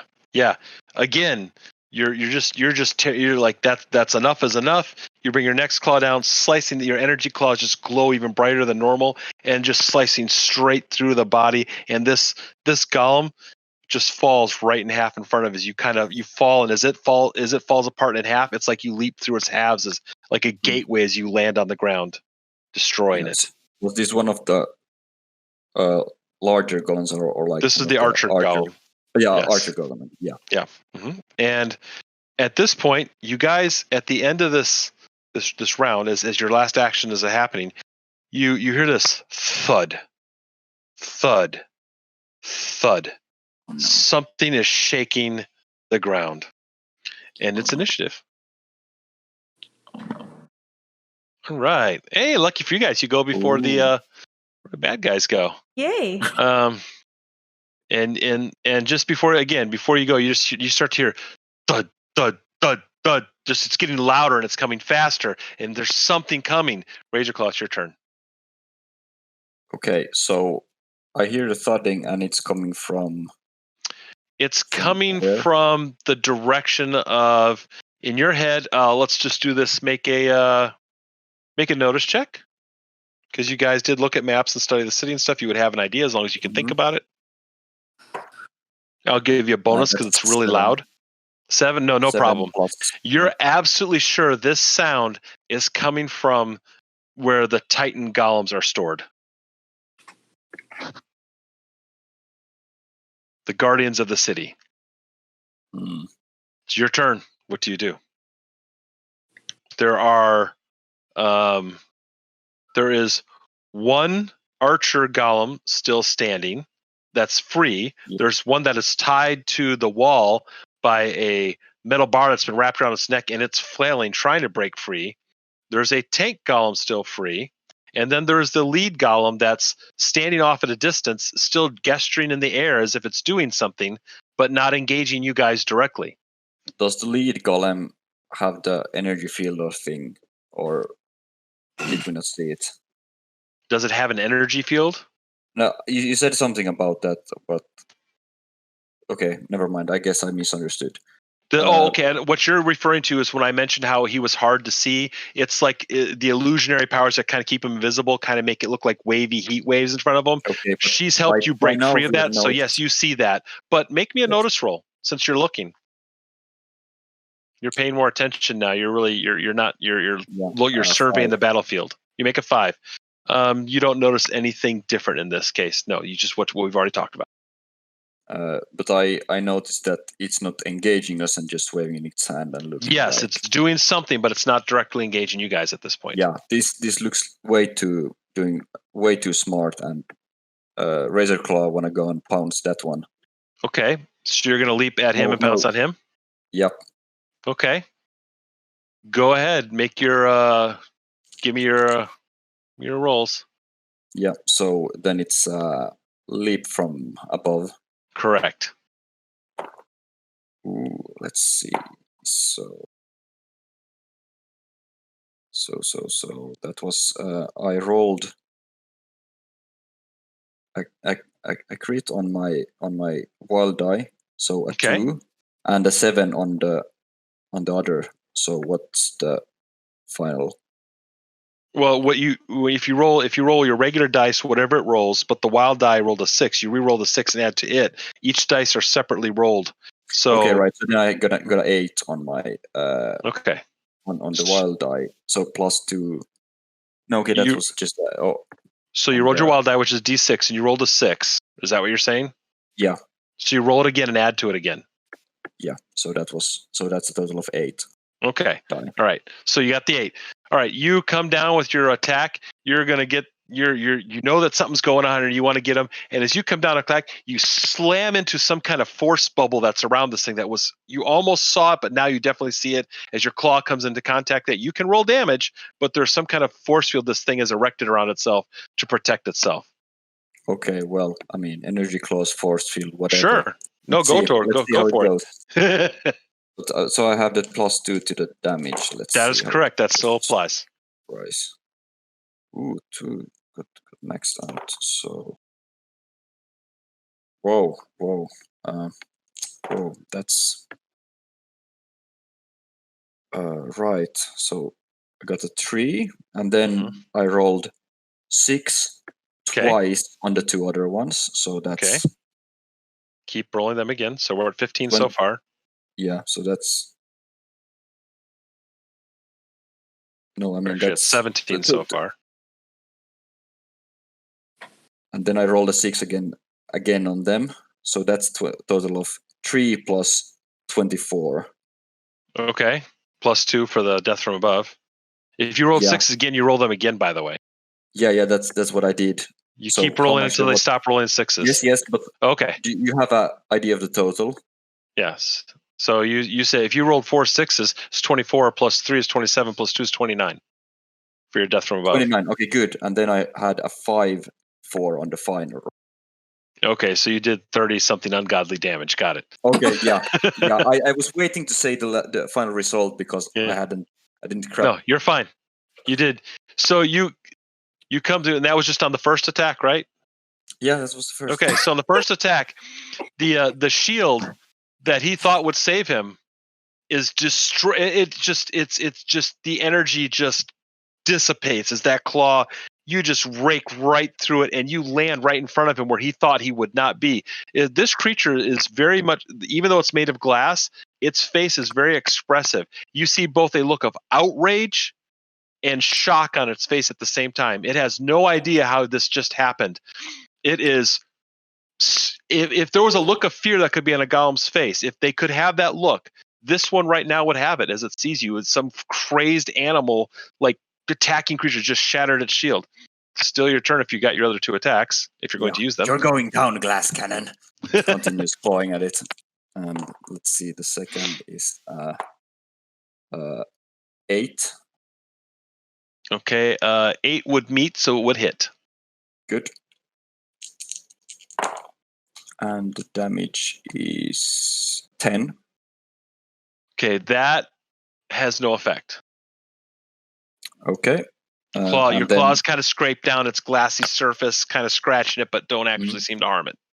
And then the last attack. Okay, I'll use Frenzy to reroll the fight die. Okay, that's a 5 on attack. Okay, that would not be able to hit it. Okay. Just so you know, make this easier, you need an 8 to hit on this one. Okay. That was a impactful round. Well, it's definitely you put the fear of God into that column. All right, and are you done with your turn? You're not. Yep. You're good. Okay, Mind Witch. Okay. I will. So how close is he? What is he doing? Which? The guy that was shimmering that is no wavy longer. hand guy. Wavy Okay. hand guy. He's about. You've been moving up. You see, Yeah. we're just gonna say like 20 I feet. should be close at this point because You're- I took several rounds to move up. Yeah, you're within 20 feet or more, closer if you want to be. Okay, cool. You can be either. You can be near the tank, the archer, or him And within how range. big is he? How big is he? Mm-hmm. He stands about 8 feet tall. Okay, 8 feet tall, wavy hands. So, and what is he near? What is the environment?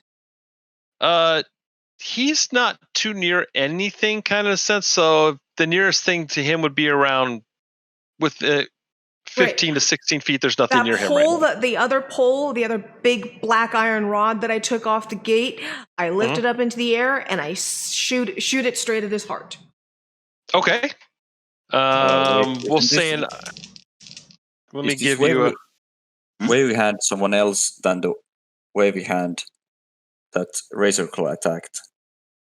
That's the one you attacked. Yeah, Yes, wavy yeah. hands is that's Okay, the so lead it's the golem. same person. Okay, so Yeah. Razor She's- Claw is kind of next to it then. Yep. Yes. Yeah. Yeah, okay, so right. I'm going to Good. support Razor Claw on that. So, and I'm going to be doing 2 attacks on him. First attack is going to be shooting that rod directly at his heart. The next one will be to yank it out, to basically yank it out the other side.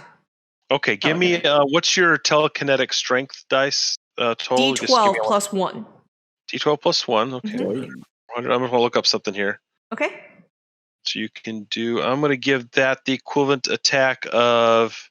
It's like using a parking meter as far as the damage of the equivalent. So it'll be your strength, which is your telekinesis, of course, plus D10.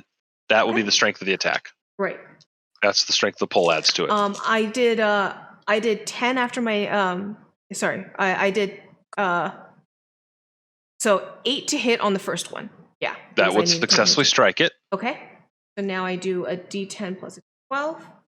Mm-hmm. Striking it straight through the chest. Ooh. Do damage dice explode? Yes, always. Okay. Exploding then. 10 plus 6, 16, 22. Well, words I won't say because I'm being recorded. Then I'm going to yank it out the other side of him. All right. Well, we'll get to that in 1 second. Let me just calculate this real Sure. quick. Okay. When you're yanking it out, we'll just give it the same damage. Okay. Okay, because it's the same rolls, like you're kind of trying to hurt him with it. So yeah. Sure. goes That into- is double 5, so 5, so 3. 3 is a miss, right? I'm going to give you a +2 to hit because it's inside him. The way you describe this So particular then it's attack, an even 5, okay? it's just still a hit, but just no other benefit. Right. Okay. Damage, rolling my damage. So that is 16, 17 damage. That time. Okay, and that would be 1 wound that time. But just because he doesn't really want to, he's trying to suck it up a little bit. We're going to give. You're going to spend some bennies to heal. He's going to spend a Benny to try and suck that up, and he's going to try and hold on to it so you can't pull out, not get us damaged, And he's going to try and resist a little bit. Not bleed out the wound. Yeah, bleed out energy or whatever he has going on there. See if he can roll. He does succeed. He doesn't take that. He soaks that. He's holding on to the pole. He resists with spirit, by the way. That is actually if you're trying to lift them up and move them for a wound. Attacking a living creature allows spirit roll to resist. Okay.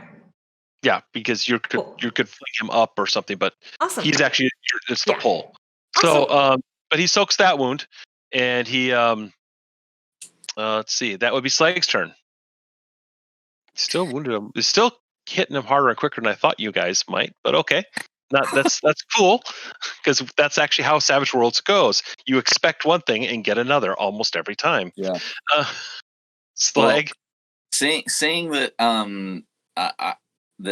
now that I've noticed the glass cannon standing there waving, literally a glass cannon, and then I saw Razor Claw take down the force field, all this damage being thrown at it telekinetically. I'm going to get in on the action. I don't care about these other golems.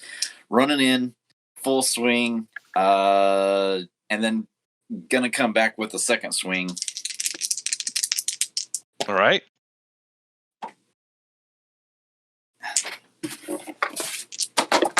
There we go. 8 to hit. And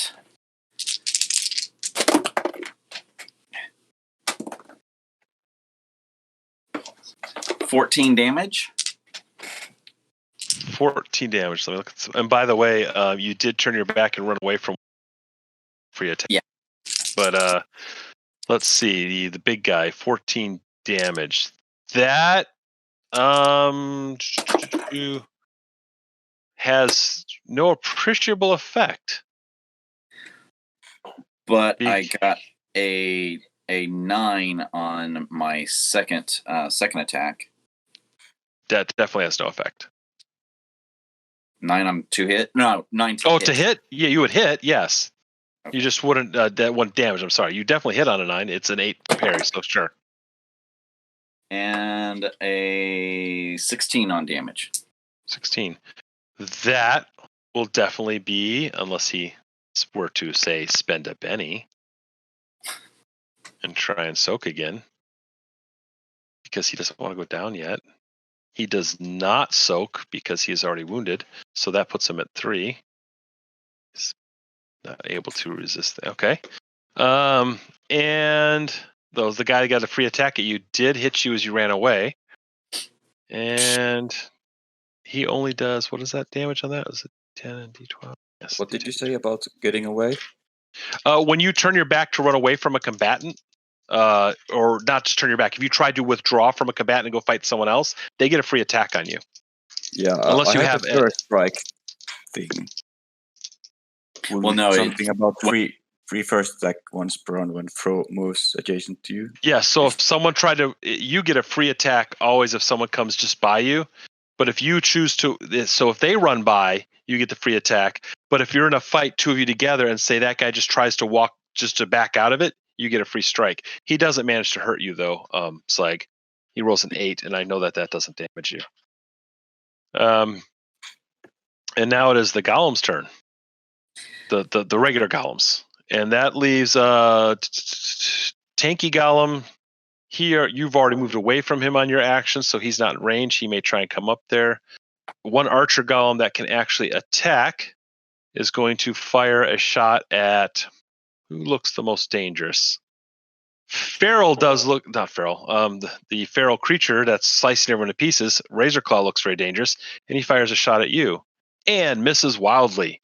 The tank golem charges up to.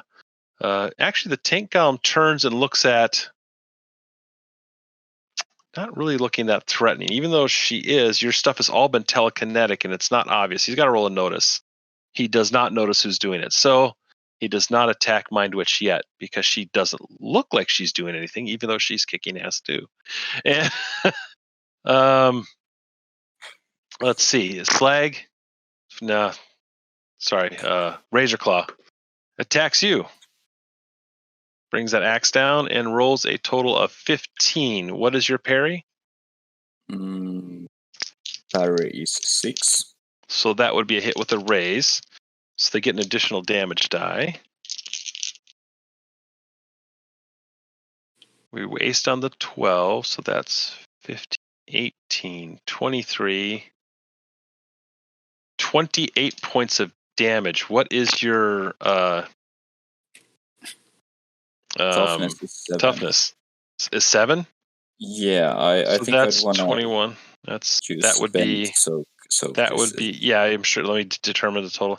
That would be a total of 5 wounds, which would be instant death. Now I would definitely roll to soak wounds. I would spend the Benny on that. Okay, so I spend a Benny, and what do I roll? You roll your vigor with your wild die. My what? Your vigor.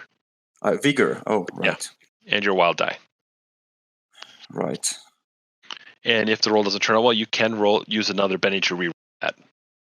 Yeah, this is definitely a time to. I would. So I rolled 4 on both. What would that? That would be a single success and would negate 1 wound, which would leave you incapacitated but not dead.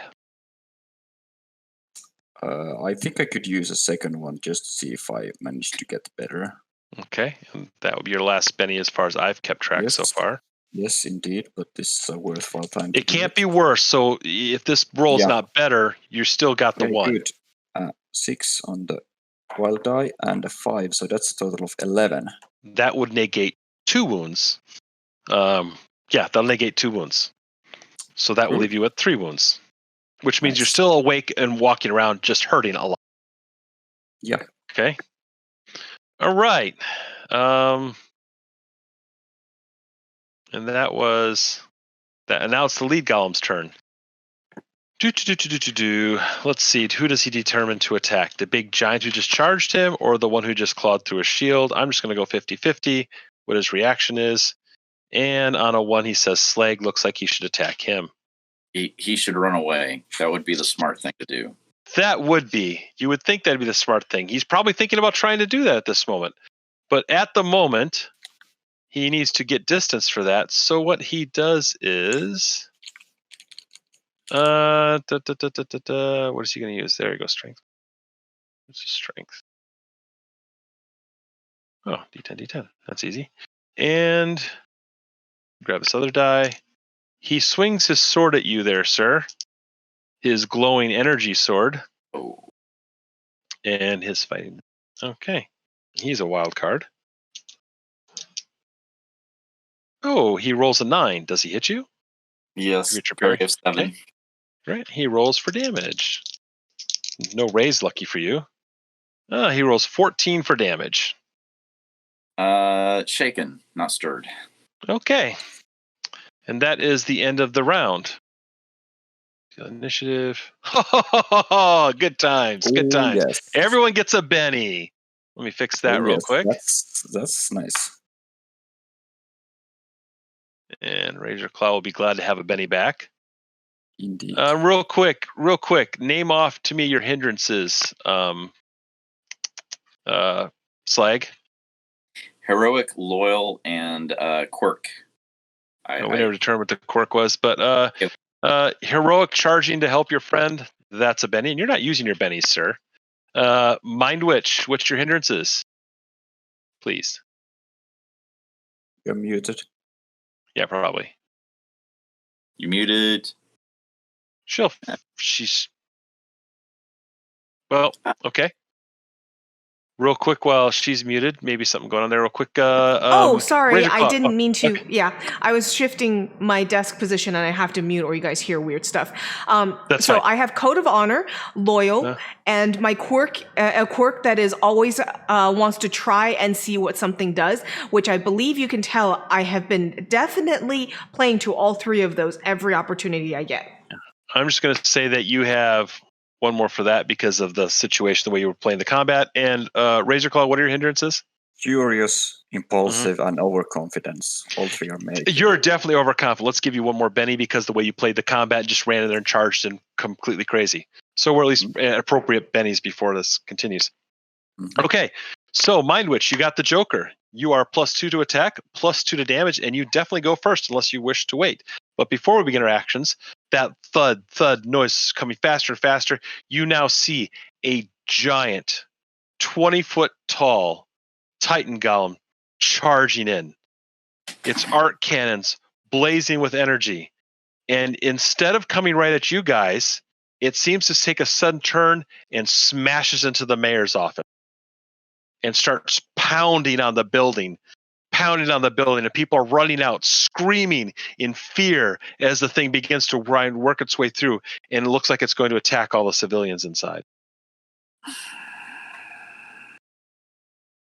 Your turn, Mind Witch. Okay. So, Mind Witch. So this is a 20-foot tall thing about to attack a bunch of people. How many people are inside? You would guess that building probably has anywhere from 20 to 100 people, depending on the day. It's the mayor's office. It's a very large city. Think like, New York City building, mayor's office. It probably has maybe even hundreds of people in it. It's pretty big. It's about how many stories? 6 stories tall. Okay. And it looks like it's a pretty ornate kind of, well, it used to be pretty ornate and pretty. Now it's starting to look like a smashed up wreck as it's working its way through it. Yeah. Okay. That's a lot of people. You see someone falling out of the window. Yeah. From about the 4th story. I care a lot more about the people right now than I care about taking him down. I'll have to trust my companions to deal with that. I'm going to multi-action up to all 3 of my actions. And what I'm going to do is I'm going to rapid fire my telekinesis into the building and pull out the curtains and create basically those ramp slides, those soft ramp slides that you do on the, ejection of when a plane crashes, et cetera, that kind of thing. And I'm going to be rapid firing and making as many of those as I can. First thing I'm going to do is catch the guy that's flying out, in this cloth and let him slide down. The way I'm just going to work that is we're just going to do one roll and you grab a whole bunch. And that's fine. And I want that's to... fine. Okay, yeah. And can I spend a Benny to make this more powerful, to make it better? Yes, you're going to spend 2 Bennies, one to do it, one to make it more powerful? Mm-hmm. And you have... Yes, you can. Okay, great. So what do I roll then? Because I'm making it more powerful and I'm spending... Well, the only thing I'm worried about is just to have success. Just roll your... It's kind of like you're grabbing things. We're just going to go with your athletics to do the grabbing. You're you're just grabbing a whole bunch of things. Okay. It's still a multi-action. Right. I'm just going to give you a multi-action penalty of -2. That's it. Okay. We're going to go with that. Sure. It's pretty heroic and trying to help people. I got a 6 on one of the dice. Okay. And that's a 5, so 11. Yes, you're able to. -2, so that's 9. Okay, so I'm going to say that we'll just make it equal to your roll. 9 separate windows have now these you're concentrated and holding tight with your telekinesis these ramps, and people notice, and they without thinking they're like, yeah, it's this or get smashed by this giant Titan Golem. They're jumping, they're sliding down. Oh, and make your other roll because you said you were grabbing the one that fell out the window. That was why I did the multi-action. That was the other. So. Okay, that's a 4. Okay, you managed to save the one person from falling to their death at the same time. Okay. So people are coming out the window, and then they're just running and screaming from there. Whoosh. Yeah. Oh, and you had a +2 because you had the Joker. So either yeah, way, I didn't count my Joker on the first one. I realized and counted my Joker on the second. So 11 windows. Okay. Yeah. So they're doing a great job. So that was Mind Witch. Now it's Razorclaw's turn. Yeah. By the way, when Slag attacked the glass golem, Mm-hmm. was it noticeable? I remember something about it seemed like it did nothing or glanced off or something. It's like he had got a glancing blow and wasn't able to actually hurt it this time. He just maybe didn't get a good hit. It just, the luck of moving around in combat, the thing was dodging. The thing has a energy shield as well. It kind of brings up that shield, push the hammer to the side. It didn't get a good hit on him. That's all. Oh, right. But Razor Claw is essentially inside the the energy shield that went down is gone. He actually has on his arm like a shield, like a Captain America kind of thing going about out of energy. Oh, right. Okay. But the bigger one isn't back. Okay. The bigger one is gone. That's not there. Right. So there was the synergy thing or like power stunt, something about that. Yep, synergy. You can try and set someone up so that their attack will have you could try and describe, like if you're trying to, the way you describe doing something may leave them open to another attack, or like you say, I'm going to try to I'm going to try to bring my claws down, whatever. Yeah. Tell me. So the fact that I have 3 attacks with no penalty, does it mean I could use 1 or 2 of the attacks to set up someone else or do and use the one of the attacks as normal? Yeah, sure. Yeah, okay, good. So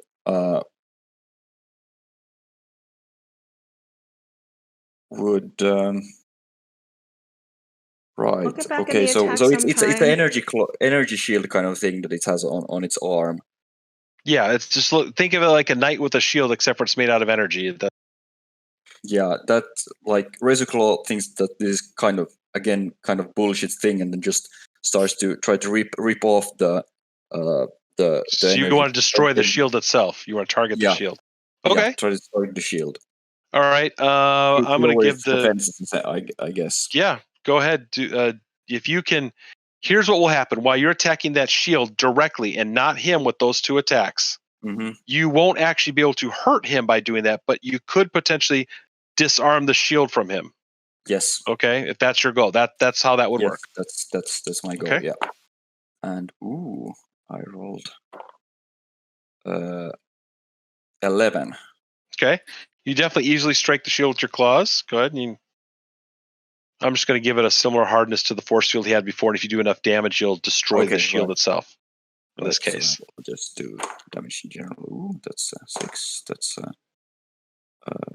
And you got a raise. So did you add your extra d6 for the raise? Oh no, that I didn't. In this case, it will actually matter. It's that Razor 1 point of Claw difference. I'm getting the impression that Razorclaw has razors for claws. Yeah, almost. Like those claws are deadly and claw-like, and energy glows around them, and she's destroying things. Yeah. Okay. Let's see. 14 damage. Oh yeah. Okay. The shield, just similar to when you brought your claws down to the bigger shield that you didn't realize was there at first. You actually cause the shield to dissipate. It disintegrates, and this creature looks even more concerned as what's going on. And you said you dedicated 2 attacks to taking that down, right? Yeah. Okay. So both claws, you don't have to roll the second one. Just that's the way it's going to work. You destroyed the shield. Your third attack will work. However, now their toughness is, instead of being 11, is now 9, and their parry is now 7. Nice. Excellent. So that will make a difference for the next person to attack. So your third attack, you only have to hit a 7 instead of an 8 to hit, and to do damage, you have to get above a 9 to actually harm it. Actually, could I use the my last attack to just claw at its eyes to distract it further. Sure, Instead. go ahead. You'll still get your damage, but I see what you're setting up to make it easier for your friend. Go ahead. Absolutely. Good strategy. It's time for Slag to really put a dent on this one. Okay, so let's see, 9 to hit. Okay, that hits.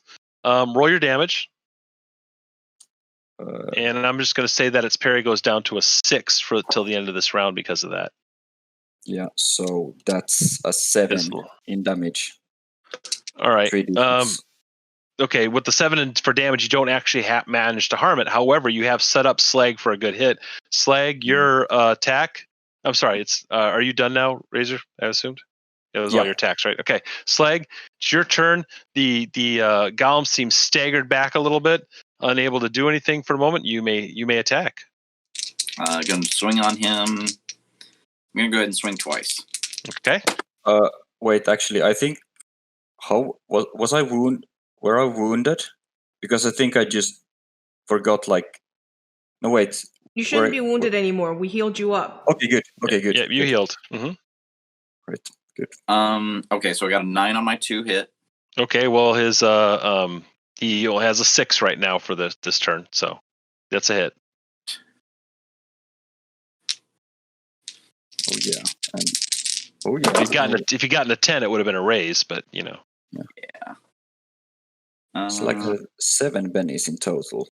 I know he's not spending any bennies. He's got 7 of them. Just saying there, Slag. Yeah. Hey, I've been getting lucky. You know, I started off solid with the snake eyes on that notice. So yeah. Oh yeah, right. Well, don't forget that you can stunt. Like I've been stunting a lot. You could be power stunt. You could re-roll to get a raise on that for damage. You know, it's get an extra dice for damage. Yeah, and that's you're up to you, of perfectly course. set up for that now, also.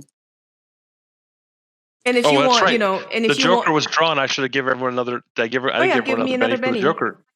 And I've been spending my bennies like crazy, as you know. I know. There you go, and there you go. Now we're balanced back that way. Okay. All right.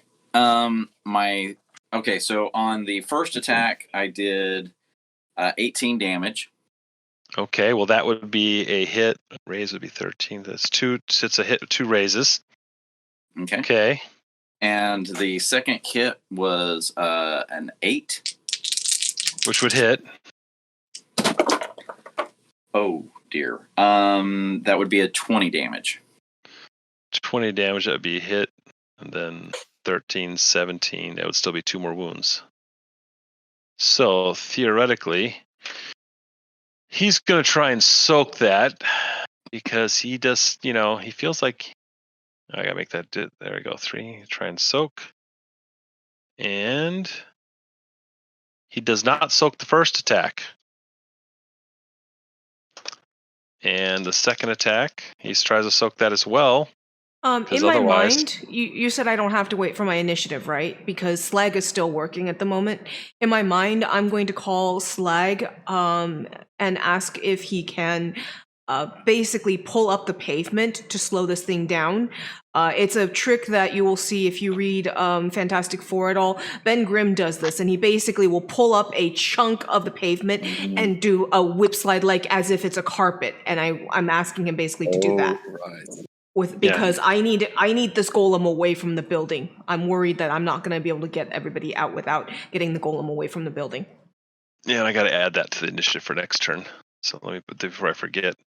Let's see. 1 second while I add that in. I'm trying to remember when I saw. Maybe it wasn't Ben Grimm, but it was. There are a lot of big, strong guys do that. Yeah, a lot of strong guys do that. Yes, you pull it like carpet, but I'm asking him to do that. All right. So now, at this point, here's where we stand. 1 tank golem still standing. Mm-hmm. 1 archer golem still standing. 1 tied up. Mm-hmm. The lead golem that was doing the whole hand waving and stuff, huge chunks of glass have fallen off it. It looks like it's very fragile and barely standing. Okay. Let's see. Everyone has gone, correct? It's the lead golem's turn. Okay. The lead golem, on his action, seems to cast what looks like a portal behind him and steps back behind it. You get a free attack on him because he's trying to escape for Razor Claw and Slag. Slag, try right there. and do the carpet trick now. Try and keep him from getting in the portal. Stunt it. You've got 8 bennies. I'll go ahead and Yeah, do that. now blow all the bennies on this. Grab the 10 pavement up on- and on do hit. try and pull him off. Treat it like carpet. I'll spend another Benny to reroll that. Oh, both dice aced. Nice. When he finally spends the bennies. Yep, keep him from That would be- getting into the portal. That would be a 24 on my fighting roll. Okay, so as he tries to get through, you are you going to shake the carpet, that kind of concrete thing, as she said, or are you just smashing Yeah. him? Okay, so you do that. You whip it up. You smash your fists into the ground, lifting the pavement up, and you whip it up, and the ground kind of comes up, and pieces of it go flying and smashing into him. And the glass beam that has tried to hold together, that has dodged, glanced, used force fields, summoned every creature it could, summoned things to help fight for it, is shattered. The other two golems that were there, the archer golem, the tank golem, seem to deactivate upon the destruction of this one. However, the giant titan golem off in the distance is still attacking. Well, It's now initiative. Because all the other ones have been eliminated. Yep. It would be I was initiative. taking him I'll out. use a Benny to reroll my initiative. Okay. Let me see. That's for. I'll spend a Benny to reroll my initiative as well. I want to go Okay. faster than that. You gotta go Right. fast. I want to go above the golems. How do Well, I? not just the one golem, it's just the Titan. We got. Oh yeah, that's true. I want to go above the Titan though. How do I reroll a card on that? I forget You how can to do that. just give a new card Just like pull you a did card. for. Yeah, I'm trying to see how I Oh. click that on here to do that. I don't see how to do that in the system here. Wait a minute. Or if I do that. Do the same thing. There like we go. for Got it. Stormbolt There it did it. I found it. Just had to remember. 5. Okay, Yeah. so you spent a Benny to do that. Yeah, and I'm spending a And Benny to do it as well. You spend a Benny to do that. And we know which card. I sense the Yes! cards you two will choose, at least at this point. I'm taking the Joker. Oops. Oops, I didn't mean to do that That was again. totally worth it. Oh, good God, I keep clicking Razor Claw. Okay, so you had the 5. I meant to click choose card. What the hell, I'll just do that because I screwed it up. Joker, Jack, and then Queen, and then so yeah, you guys are there. We go. Razor Claw, your turn. Okay, so the giant is still.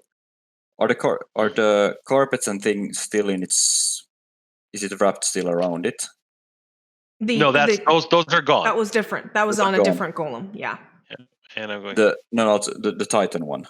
Yeah, The that was Titan not one- that was not on the Titan. That was on a different one. Well, Okay, right. What I want you to do is make a quick notice check for everyone because it's big enough you can notice this. Its back is turned towards you. Okay, notice check. And if you a succeed at your notice check, follow that with a common knowledge check. 3. 3. Okay, that doesn't work. spend a Benny to get a 4. Okay. And 10 on my common knowledge. Okay. If you're all in contact with each other, so you're hearing each other talking. Anyway, you see on the back of the Titan Golem, you see the access point where the storm shards are put to power this thing, and you know if you can get to that access point somehow, if you can get up on its back and open that up and destroy it, you will disable this beast. Oh yes. Razor Claw will act upon this newfound knowledge and shout with glee to leap and Okay. I guess climb up the Actually, you actually can leap high enough to leap to its back and actually get there. So that one action would be leaping, and you have the multi-action thing, so you can attack on the back if you wish to. It's your turn. Okay, so one action to do the leap, and then I have You 2 I claw attacks still. two claw attacks still, right? Mhm. And that counts as that leap from above, or Yes, it or does. Yes. Okay, good. So then I'll use frenzy to reroll this fighting die. Okay, Yeah, that's I can tell that you want damage at this point to open this thing up. Yeah. Does a 7 hit? The hit's not a problem. It's so giant. Yeah, you hit it. You just didn't get a raise Okay, to yeah, extra that's damage, just so a no hit. problem. Right. Then let's see. That would be 11 damage. Okay, that does not manage to damage it enough to do anything. You're clawing at the locking mechanism, trying to open it up. Okay. Then the second attack. Right. I'll use Benny to reroll the attack. Okay. Ooh, that's better. That's a 10 Okay. to hit. All right. And then let's see how much damage goes. That would be an 8 damage. You got one last Benny. Do you want to try and Benny for the damage? Yeah. Let's Benny that damage. 7. Okay. Unfortunately, no. Slag. I'm gonna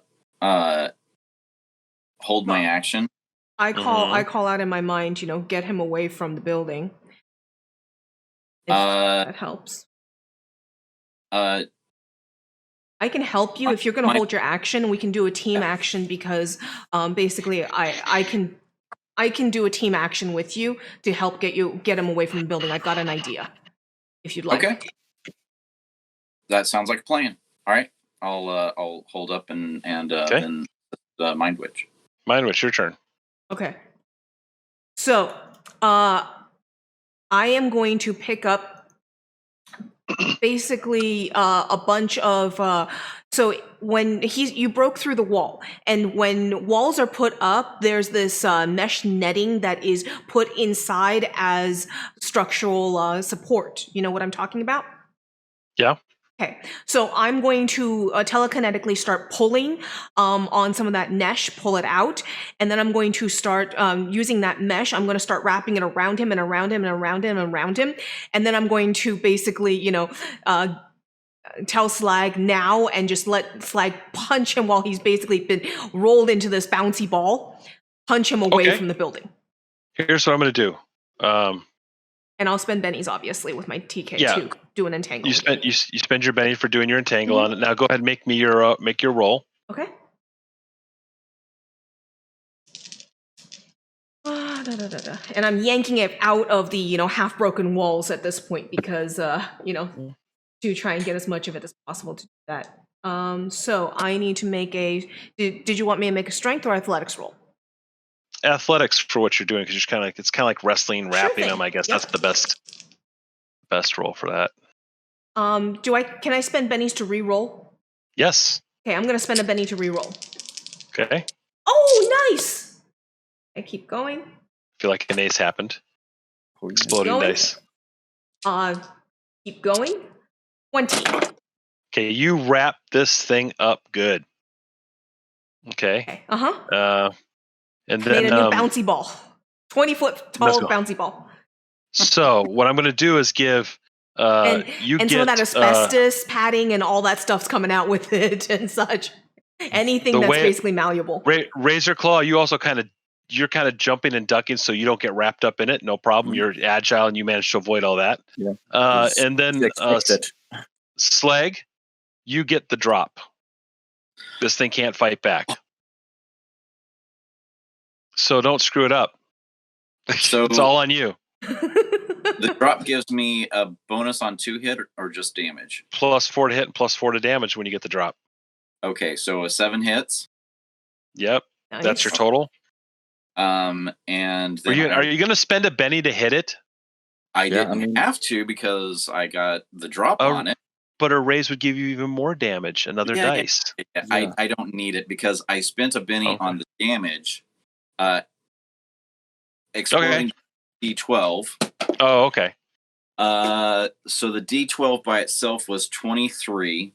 33 with the D6s involved and 33 damage. Does he get any knockback out of that? Come on, that's he does. Good. He does. Just give me a minute. Let me see. 2, 20. Oh yes. Teamwork for the win. 2, not a wild card. So yeah, okay. You wrapped it up. Razor Claw was desperately trying to claw open the power hatch, trying to disable this thing as quickly as it could, but not be able to get in there. Fortunately, the stuff is whipped out of the walls, wrapping this thing up for just a moment. You see it starting to burst. It's almost pulling apart these things with its massive strength. But before it can do that, before it can move, leaping in there as high as a giant moving rock can do so, bringing his hammer down on the chest of this thing, slamming into the Titan Golem.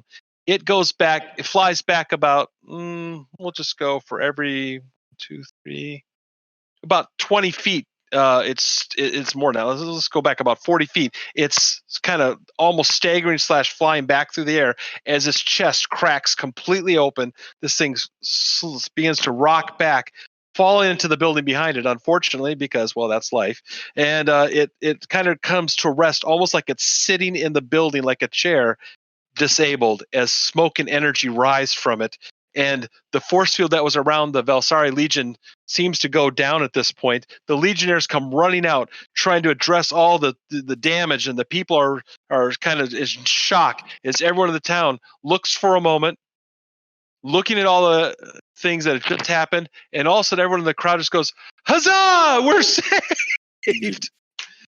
And the town is both in shock and celebration at the same time as it realizes that this massive assault has just occurred in the capital of the Valsari Empire. Razor Claw high five Slag. The bigger they are, the heavier they fall. Oh yes. Yes. Hell yeah. Stings your hand a little as he brings his hand out. You're good. High five me too. Come down here. And that leaves you all wondering, where is Stormbolt and how will we save him? Fade to black. But awesome. Yeah, whatever. Well, here at BWK, we have a small tradition of doing a quick feedback session before we actually end the recording. So would people be interested in doing that? I'm, of course, glad to. Okay. I would love great. to hear. So since we start by introducing the GM, we're going to go the reverse. So the last person I introduced was Robert. So Robert, why don't you go ahead and start with your feedback on the session and your experience and all.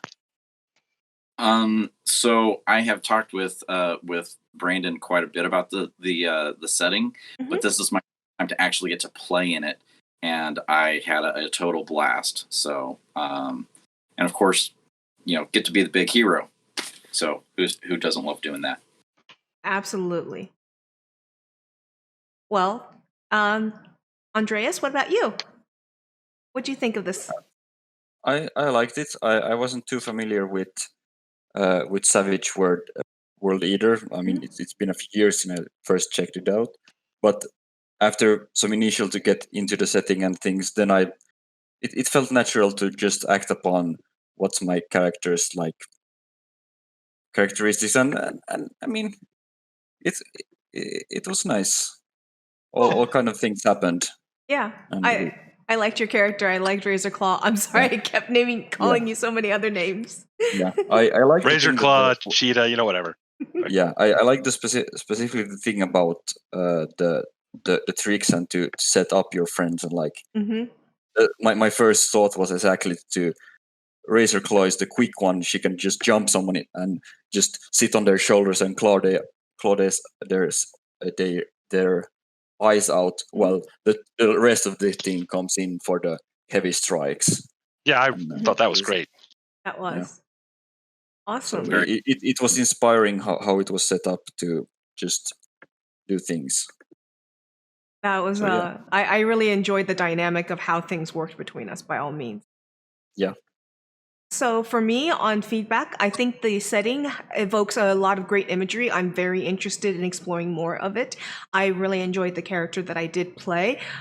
She was a bit of a outside the box, capable of jack of all trades kind of character, and do a good amount of damage when I needed to. I was able to control the battlefield. I was able to manipulate the battlefield. I was able to, aid us, assist us as support when needed. Yeah, I had a lot of fun. Thank you all very, very much. I really had a lot of fun. I'm sorry that Brandon did not feel well.